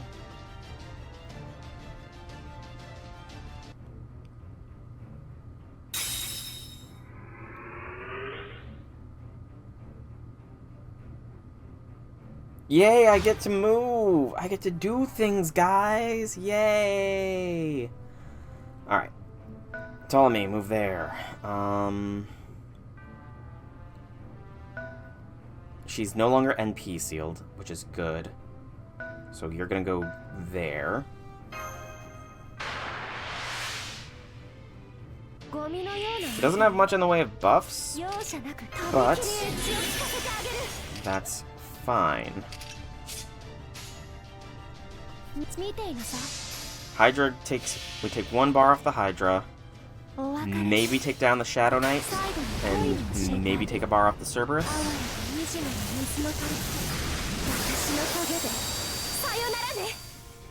Okay, Shadow Knight dealt with. 1 bar off the Hydra, and maybe a bar off Cerb? Yes. Alright. Good, good, good. Things are going well for now.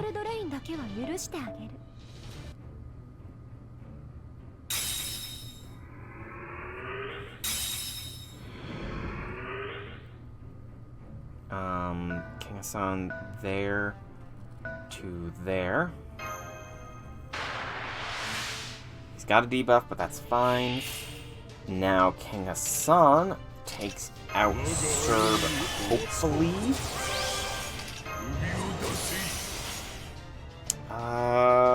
Yeah, Buster Blast.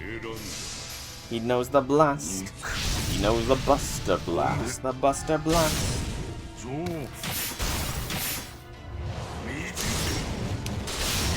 It is quite the smash.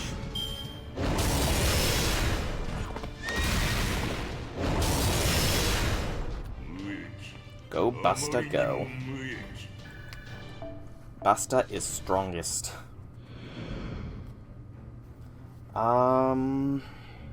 Okay.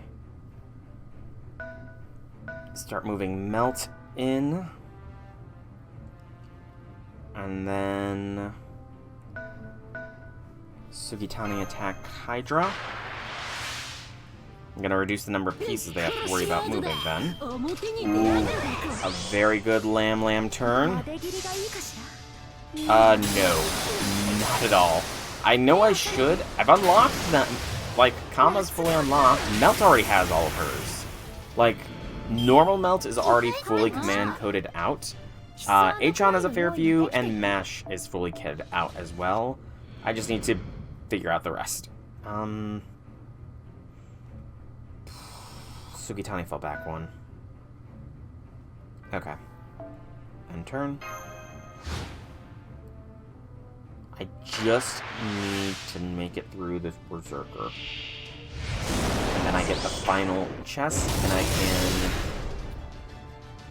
pretty much say game, set, match to Asterius.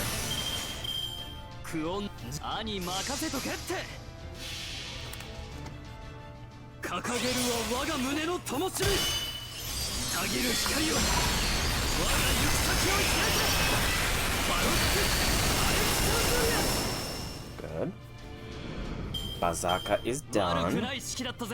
Probably didn't need to NP, but oh well.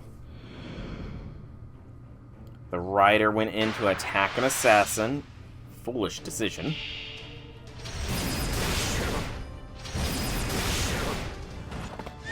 Lighthouse of Alexandria. Nice. That reminds me of Civilization. Though I don't remember if it was the Lighthouse of Alexandria in Civ. Knight down. What is even left? As far as the enemies go. I know Asterius is left. Asterius and Shadowcaster. Yeah, Shadowcaster, nice. Alright. Ptolemy, get there. Melt. Go there. So you've come, Chaldeans. I've been curious to learn more ever since the Shadow Knights sent me information they have about you. Go on then, show me your power. Yeah, sure thing. Why not? I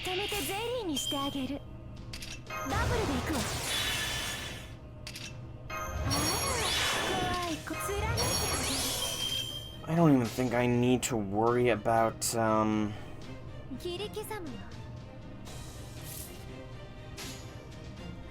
NP. Yeah, don't even need to NP first. One bar down. Because Melt is strong.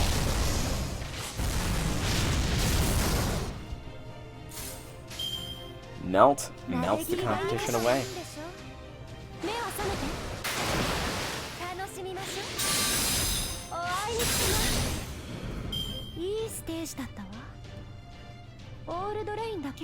Good.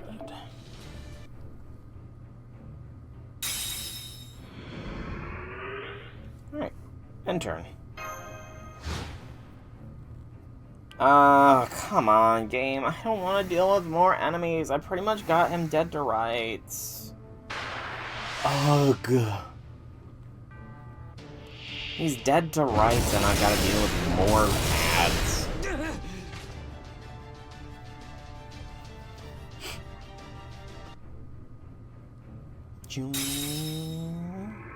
There we go. And he's attacking. Oh, the poor fool. Sure, buff your strength up. It's not gonna help you. Not gonna help you at all, Asterius. Or whatever's possessing you. Some parts of the Lighthouse of Alexandria still exist. Badly damaged in 900, 1300. Was rediscovered in 1994. I thought it was the Lighthouse of Alexandria, but I don't know why my mind kept flashing into, like, the Colossus of Rhodes for some reason.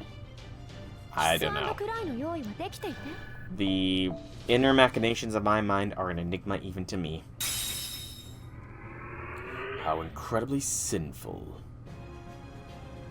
I wouldn't say kicking your ass is that sinful. Whatever is possessing Asterius. I would not call that sinful. Okay.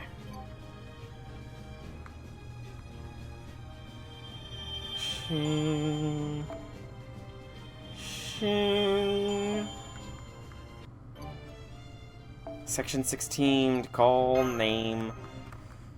Okay, yeah, I think this might end up being the last section. Just because this is still going. Is it, like, story segments are longer reads than I thought they would be. And the Grail Fronts are taking a bit of time as well. So this is going to be the last section I do tonight. I will have to finish this next week. Ah! Wisdom of Atlas.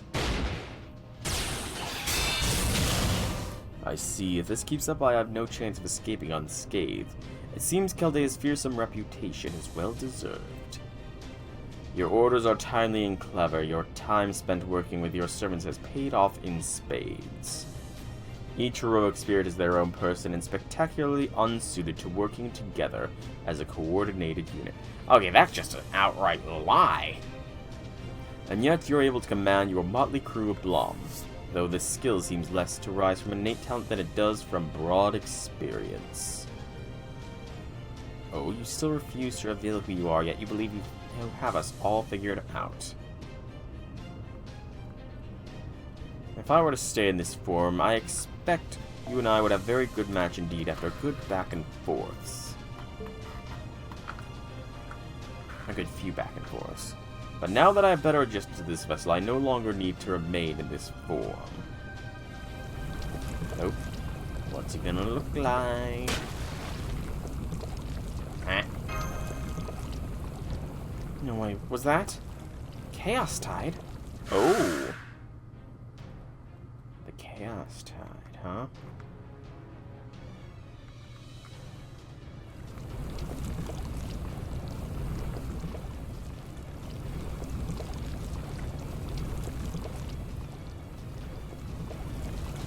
Who is this? Now Now it's a woman. Chaos Tides, that's what you call the primordial soup of dynamic life forms. I cannot say I appreciate being named for all things chaos. I hate to shoot a woman or something that looks like one, but I guess I've got no choice. There's no use. Projectile attacks won't work on her in that form. In fact, it looks like her real body isn't even here. An excellent analysis, but analysis alone won't help you. Who are you? Uh-oh, who just got sliced?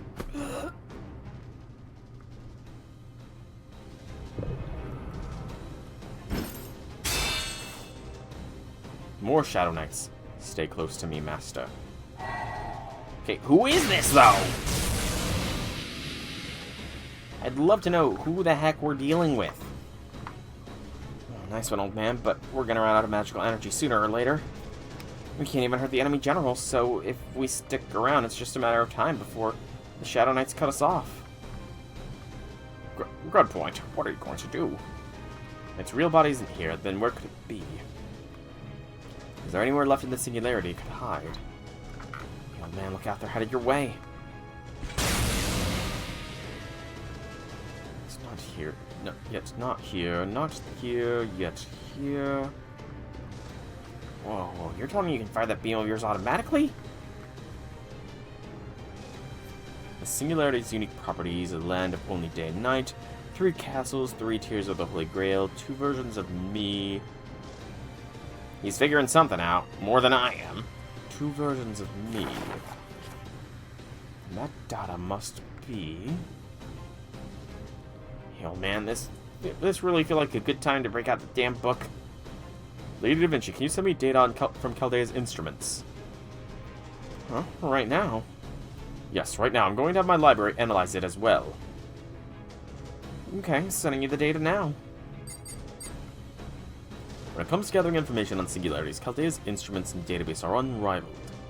So if we add the computational power of my Library of Alexandria to that... Wait, the hell? If this is right, that would mean there are 2 Ptolemaic signals there. This is bizarre. The other signal's coming from the same coordinates as you, only not the same. It's almost like the 2 of you each straddling separate space-times. I mean, we kind of knew that, though. I knew it.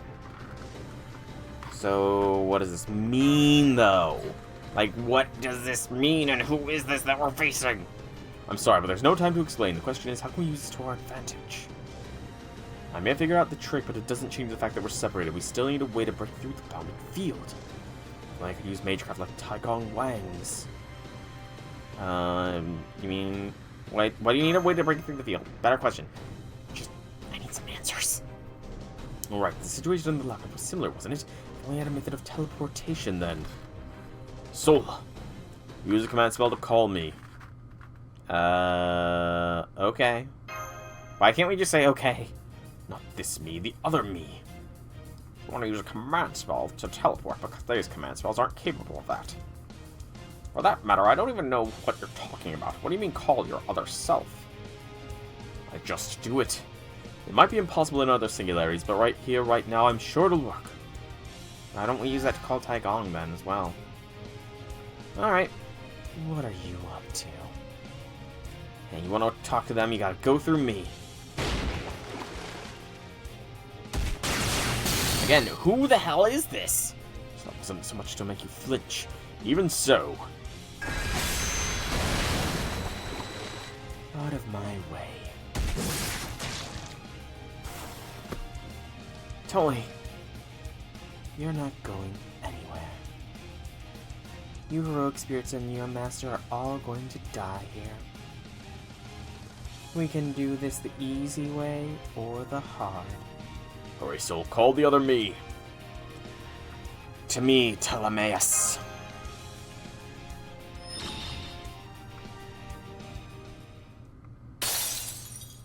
We just shattered reality. Woo! Reality break. I told you, you're not going anywhere. Or not. She stopped the ray shift. Okay, she's someone powerful. None of you are getting away. Neither you heroic spirits, nor your master. You will all repeat this day-night cycle for eternity, fighting an unending battle. You're going to keep fighting until your very souls are twisted apart by the sins staining them. No, I don't think we will. You. Taigong! Yes, I figured you'd come here eventually, so I've been biding my time waiting for this very moment. OG Taigong! Now I think it's time you gave me back my master.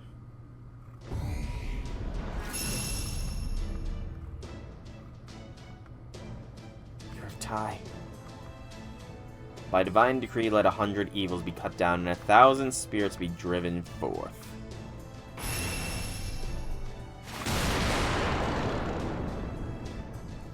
Can't be. How did you get here? I wasn't just shooting my own horn when I said I was qualified as a grand servant. A little time was all I needed. Potential. Potential. I feel like I do wonder if he ever could be summoned as them. I mean, the situation to summon grands is not really defined, I guess, so... Now let's go again. By divine decree. No, my dimensional locks. Dimensional locks. She is powerful. Whoever this is freaking powerful. I want to know who this is. But I'm not going to find out, am I? Not today, at least. Not today. Oh, God. Unless I do an extra stream on another day. Maybe. I don't know, man. Yeah, I mean, that's a 2-arrow node. I really can't, sadly. I really can't. But I want to. Oh, do I want to. Section 17. I'm doing it. I'm doing it now. Too late. Tear off the band-aid. Doing Section 17 now. Dark girl. After this, I'll be done. Maybe. It's only 2 arrows. Only 2. A sunset, eh? Oh, that's a ruined place. Oh, this is where we first arrived. Excuse me. Hi, Taigong. It's about time you made it back. Taigong! I've been waiting here with a formation that would use our bond to send you here as soon as the veil came undone. But then, once you were finally on your way, something showed up to try and stop you. So I rushed out a remote control spell and used that to send it packing. Though I have to say I couldn't believe how heavy it was. It might have looked like a young girl, but it weighed as much as a small country. I wonder what we've gotten ourselves caught up in this time. Alright, I should let you know that it was Cebu who caught you when you popped in. He was the one who ultimately got you here. Cebu! Aw, I want the smaller Cebu. He's cooler. Well, what else was I supposed to do? Yeah, there's the batter Cebu. What about Ptolemaeus and Sugitani? There they are. I'm here. Man, that was one hell of a shock. As if getting transferred all of a sudden wasn't enough of a surprise, the first guy I see when I get here ends up being Taigong Wang, the guy we fought in the Northern Castle. Only it's not that Taigong Wang. Man, I'd have shot you if it hadn't been so quick with an explanation of what's happening. Not the same. I see. It must be one of those things. Interesting. Huh. Oh, don't mind me. Alright, so as for Tali, better if you just see for yourself. There's 2 of them, he's nearby. There's 2 of them and he's nearby. Hey there, Master. I'm glad to see you alive and well, Master. To Ptolemaeus. Ptolemaeus to Ptolemaeus. I know, I was pretty freaked out at first, too. It's like something straight out of a sci-fi mystery. Why are we freaked out by that? Like, this is kind of like mundane as far as Chaldea goes. I was just talking to Ptolemaeus about this. Well, I guess I should say that Ptolemaeus is now. Anyway, the biggest unanswered question right now is, where could the one who used the Holy Grail be? The castle takes up a vast majority of the singularity. If this wasn't there, if this being wasn't there, then there could almost be no other places where they could hide. So that we could not find them even with my eagle, the enemy Tai Gong Wang, and Theseus all searching is a problem. It led to us thinking whoever used the Holy Grail may not be in this singularity at all. They're not then, huh? Hold on, older me. You're skipping ahead. What you mean to say is they're on the reverse side of the singularity. We thought the singularity worked by switching between a day and night, but that's not actually the case. In truth, day and night are each their own separate singularities. The numerous Alichans? I mean, I suppose. I feel like there's more. No, Hokusai. I guess that does qualify as swimsuit, so.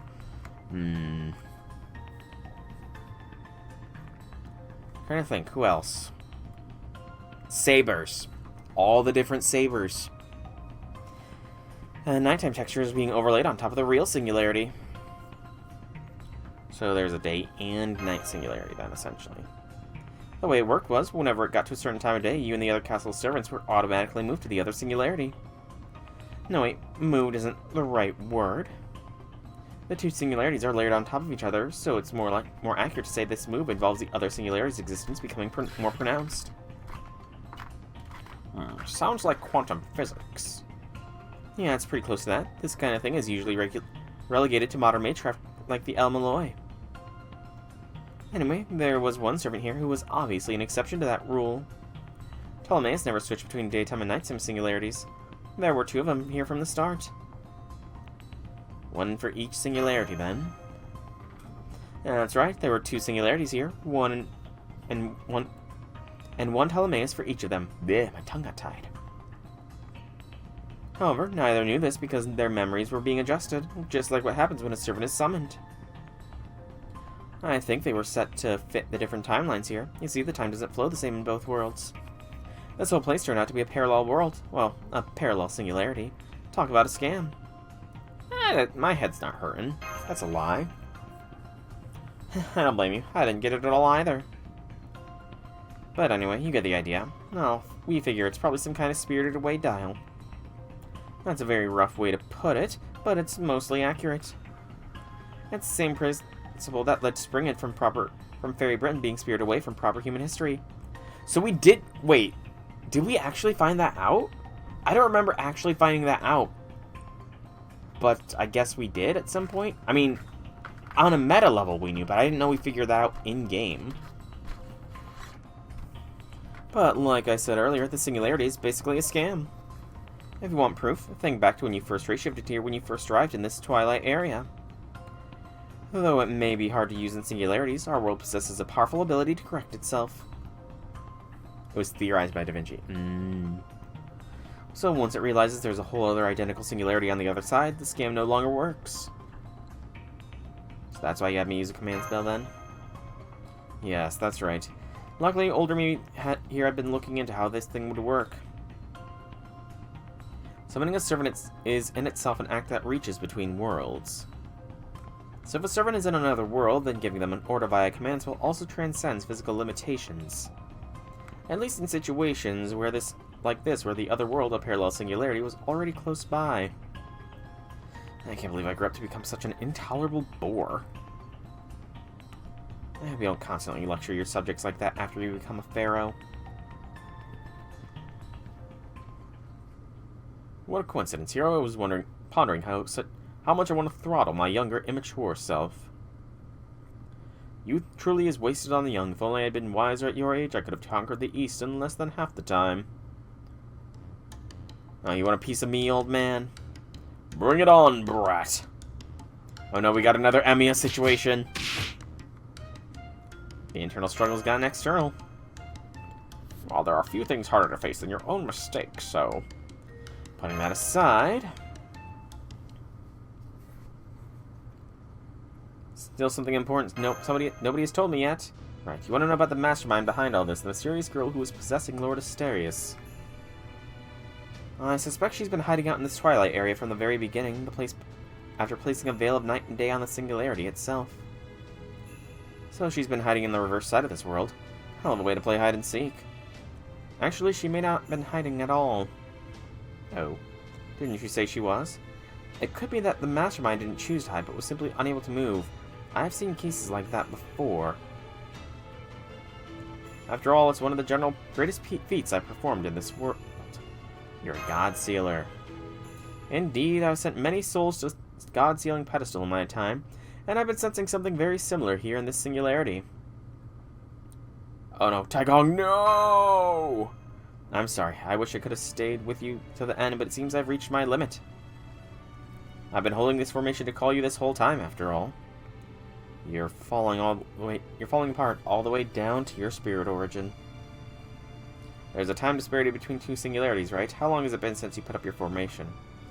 About 6 months or so. It was pretty lonely out here by myself, let me tell you. 6 freaking months! Good gracious! Poor Taigong. Still, I could tell from my continued materialization that my master was alive and well. So even if I couldn't track him down from here myself, I knew that he would find his way back to me eventually. So of course I was going to stay and wait here until he did. Thank you, Taigong. No, not at all. I do apologize for heading back to Chaldea ahead of you. So I hope I hope all of you will watch out for him in my place.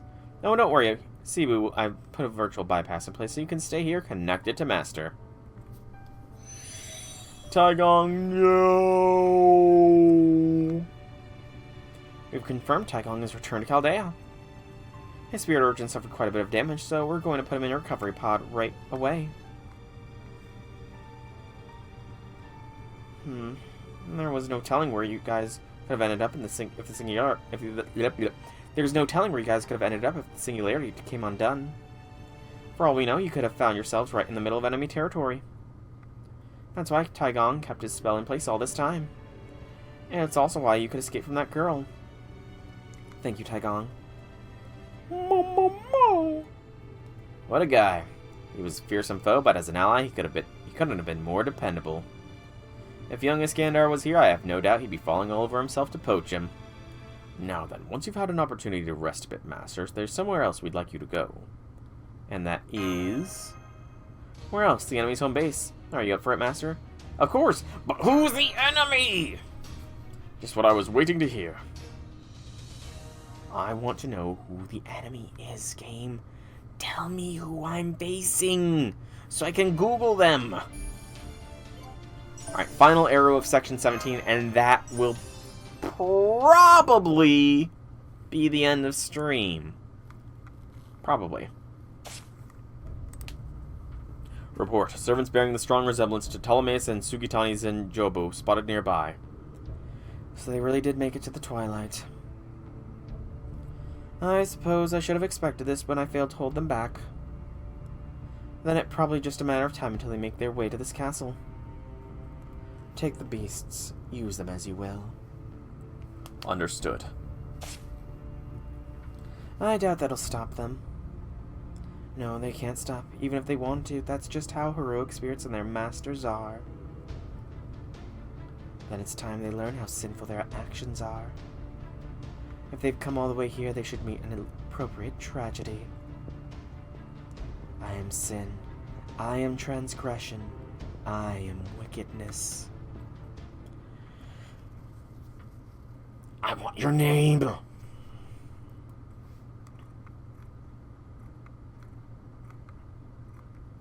This must be the enemy. The fourth castle.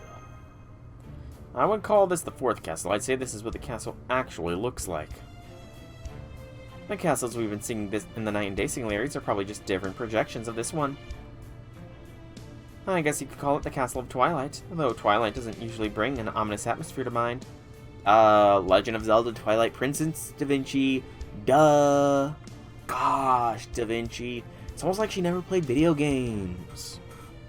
Granted, I never played Twilight Princess either, but I at least know of it from the cultural zeitgeist. Seems less like a castle and more like some mysterious otherworldly domain to me. I can see some places where you could maybe sneak in, but it doesn't really look like a place for humans to live. I guess you could say that about the day and night castles too, but this one's on a whole other level.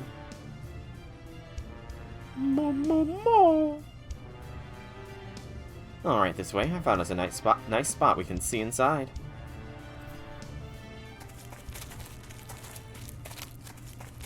There's still time for video games. Here, we ought to be able to take a look up here. Got a pair of binoculars, Telly? My noble phantasm can gather light just fine. Using it will let us see several kilometers away as though we're right in front of us. Okay, here goes. Try not to yell in surprise. Ah! Oh no, I yelled in surprise.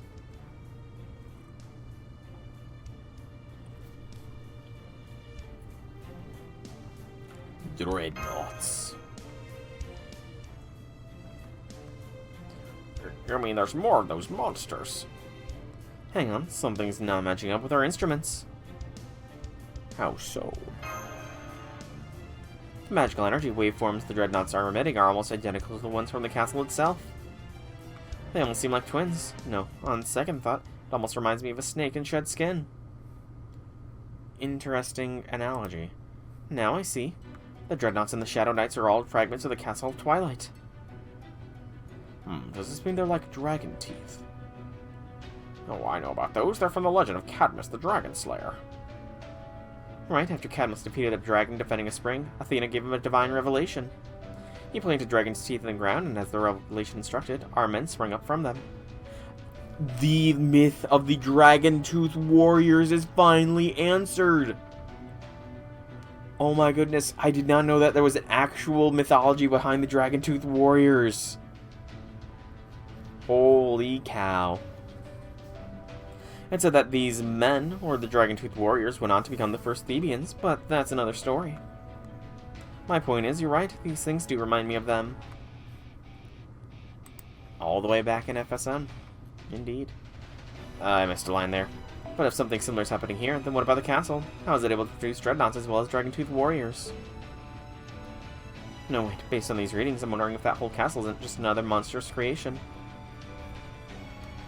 But what kind of monster could possibly make something like that? I know of one such creature. Does that mean you know who or what's behind this? I had a feeling that might be the case. I wasn't sure until just now. Okay, who is it? Though I've had a hypothesis ever since we found out it was possessing Asterius. Master, do you remember what I told you about the Sphinx? The one with the answer of humans, yes. Do you also remember what I said about the Greek gods running away to Egypt for a time? Vaguely. What do you think they did that? I don't know. I'm guessing they were afraid of something. That's right. Even with all their powers, all the Greek gods are afraid of a terrible monster. One monster? Asterius called himself a monster, but I have to disagree. The word monster was made for creatures like this. For this monster was the ancestor of every other monster that appears in Greek mythology.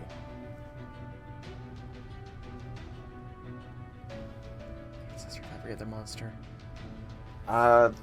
Is it the thing we fought in the Atlantic Lost Belt? No.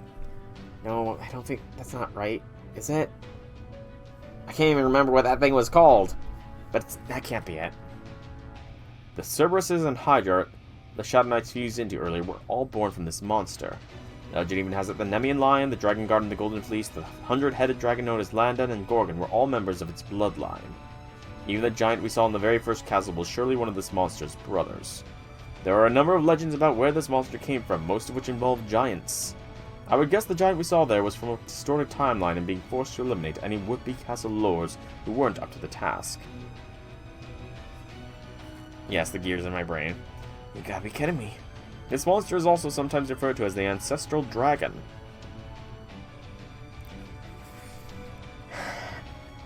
Okay, so it's not Albion, because that's British. I mean, I guess they are close, but not really. And so we're dealing with another drag. We're dealing with a dragon. I need this. If they're summonable, I need them. If they are summonable, I need to summon another dragon. Not to suggest it was a progenitor of dragonkin, rather one of the first dragons and progenitor of monsters everywhere.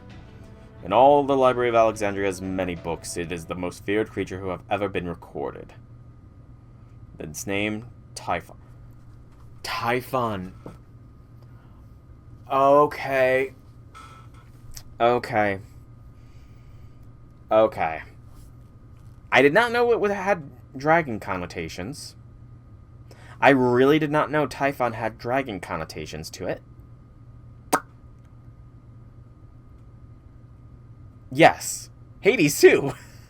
But now, Hades 2 notwithstanding, I do have, like, various bits and pieces of Typhon in my brain. Like, I'm pretty sure played a part in one of the God of War games, like the older ones. Whoa, wait just a damn minute. Typhon's the biggest monster in all of Greek mythology. They even say it even defeated Zeus himself. He defeated Zeus. It was no close thing either. Zeus wasn't merely defeated. His thunderbolt and immortal slaying sickle were stolen too.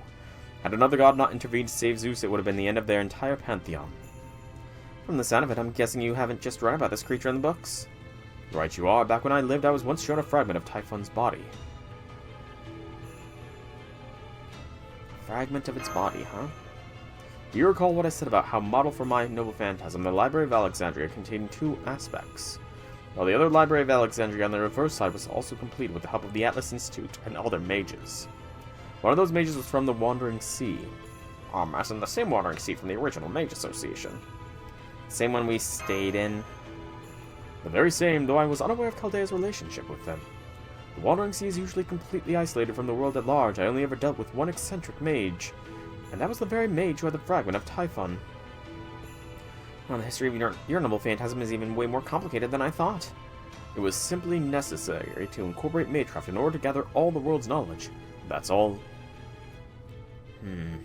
So this is why I was summoned. I have a connection to Typhon and the skills needed to resolve this singularity. That's why I had one spirit origin each summoned to the day and night versions.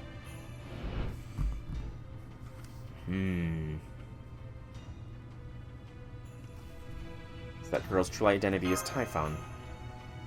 Wouldn't have been my first guess from looking at her. Still, Taigong Wang said Typhon had been sealed away, right? Yes, in Mount Etna. According to legend, Typhon should still be slumbering there. Hey, that's right. If we're up against the sleeping Typhon, then we don't have anything to worry about. How did it get sealed? According to legend, the goddess of fate's trickery is what led to Typhon's defeat. She fed it a fruit that she said would grant any wish. In truth, it was the fruit of ephemerality. Rather than having a wish granted, whoever ate that fruit would in fact never have any wish come true. Sure enough, after Typhon ate the fruit, it was never able to defeat Zeus again. Zeus chased it to an island in the Mediterranean where it was sealed away, buried by an eruption of Mount Etna. Okay. Good point. Since Typhon is sealed away, the version of it that materialized here must be the one who ate the fruit. That would help explain why it looks like a girl now. You really do have an excellent magecraft education, Director Gordolf. I've always been obsessed with stories of heroes that I forget things like that. Why is it... Okay, hang on. How does it explain Typhon being a girl now? Like, how does eating a fruit make her... Da Vinci, it does not explain anything like that. I'm sorry, Da Vinci. There is no, like, tie-in there. Unless Da Vinci is saying that all the progenitor dragons are secretly secretly girls. Which would be weird, but I would not put it past them. Well, I was mainly part of the Exalted Policies Department, but I did receive instruction in the Melustea Department from Lord Melustea himself. Though he also said he was shocked by my lack of talent, he seemed positively giddy about it too. Anyway, yes, that form of Typhon's, along with the fact that it was hiding on the Singularity's reverse side, is proof that it's lost its power. And that means now that we're here, as long as we can find Typhon's body, our victory is assured. Or is that too optimistic? No, I was thinking largely the same thing. For one thing, if Typhon had its full strength, it could have easily burned this entire Singularity to ash. It would be mosquitoes picking a fight with a giant. That's why that we're alive is proof that Typhon is still weak. And that means our only option is to make our way through this castle and find its real body before it's too late. So we gotta get past those dreadnoughts. That's a scary thought. It is, as I said, our only option. You wait here, Cebu. We may need you to come get us if things take a bad turn. Alright, now it's the usual question. Which Helmace will I go with? There's no need for you to choose between us this time. Yes, you now have us both at our side. We would have two nickels for that. Two ancestral dragons are girls, which is weird, the fact that we had two. I mean, yeah, it's weird, but makes sense. No, I cannot. I cannot. There's too little time. So we're going to have to finish this off. 8 days. Do I want to save it till Monday? I mean... See, the thing is, though, is I... no, I'm actually... don't think I have any, store... I forgot to claim this. I should claim that. But I don't think I have any but a couple stored embers. So I don't even have enough to start leveling up servants. So the level ups are going to have to wait until I start gathering more embers. Good gracious, I just realized I somehow gained 5 subscribers recently. How did I miss that I randomly gained 5 subscribers? I have not checked my analytics in a little while. I'm almost at 200. Nice. But, like I was saying... Yes, on YouTube. But, like I was saying, I do plan... I have, essentially queued up the first part of this to be uploaded already. Night Metals, actually. The first part of this is queued to upload on November 3rd. So that is, like, on Monday, I think. Claim stuff. Yeah, I forgot to claim stuff. That's my bad. I kind of got lost in stuff. Claim. I did not mean to claim those foes! Okay. We can claim these command codes. Yeah, so the 3rd. So that means this one goes out on Wednesday. Probably not. So the Dominator's Cap command code, 10% special attack to the engraved card. Cap worn by capable woman of dark who believes dominant wilderness triumphs over all. Although her nature is the complete opposite of her light self, they both still possess the same service nature derived from the good wife fox, a certain good wife and a wise fox. I don't know, maybe not. I'm not certain just yet. I honestly didn't. I have not checked analytics in a little while. I thought I was still hovering at 193. God Striking Whip command code is 10% special attack against divines and 2 stars. An iron whip granted by the heavens at the request of a certain sage called Tai Gong. It is said to seal numerous sages and Taoists as deities. Typically, there are limitations on its use, but these were lifted upon his manifestation as a heroic spirit. When used, it is said to fly from the sky and pierce the enemy, pinning it to the ground. Maybe I'll redo my channel intro video. Maybe. That's a little bit out of date, I think. But yeah. Just gonna claim these remnants of the sandboard, and then I'm gonna start my signed-off here. Featuring Weva. I can immediately max limit break it if I want. Arts by 8, Buster by 8, Crit by 3, NP Strength by 3, starting charge of 30. Cautiously, thoroughly, boldness is not my style. Just aiming high doesn't erase one's strengths and weaknesses. I may not be able to carry a large rock, but I am foolish enough to take time to find out and identify an opportunity. It's believed that it's difficult to live without regrets, but I certainly struggle in the attempt. There's still some time before the horn that signals the beginning of battle will blow. The young man takes an even deeper breath, his brow furrowing. I don't know who that is off the top of my head, but for now, I think it is time to call this stream here. So, I've been Soulrack Dragon. I hope you've all enjoyed today's stream. If you have, leave me some feedback in whichever way you so see fit. If you want to check out more by me, be sure to check out the channel here on Twitch or YouTube. Same name, same games. There's plenty of content for all to enjoy. And if you are watching this on YouTube, please, for me, be sure to like this video, comment down below if you have anything to say, subscribe to the channel. I'm very much closing in on 200 as of this stream. And, yeah. Check out the description down below, links to the Twitch and Discord, where you can follow and join and find out exactly when I go live, so you can catch me when I'm live. But for now, thank you again so much for coming out. I hope you enjoyed. Have a fantastic evening, everybody.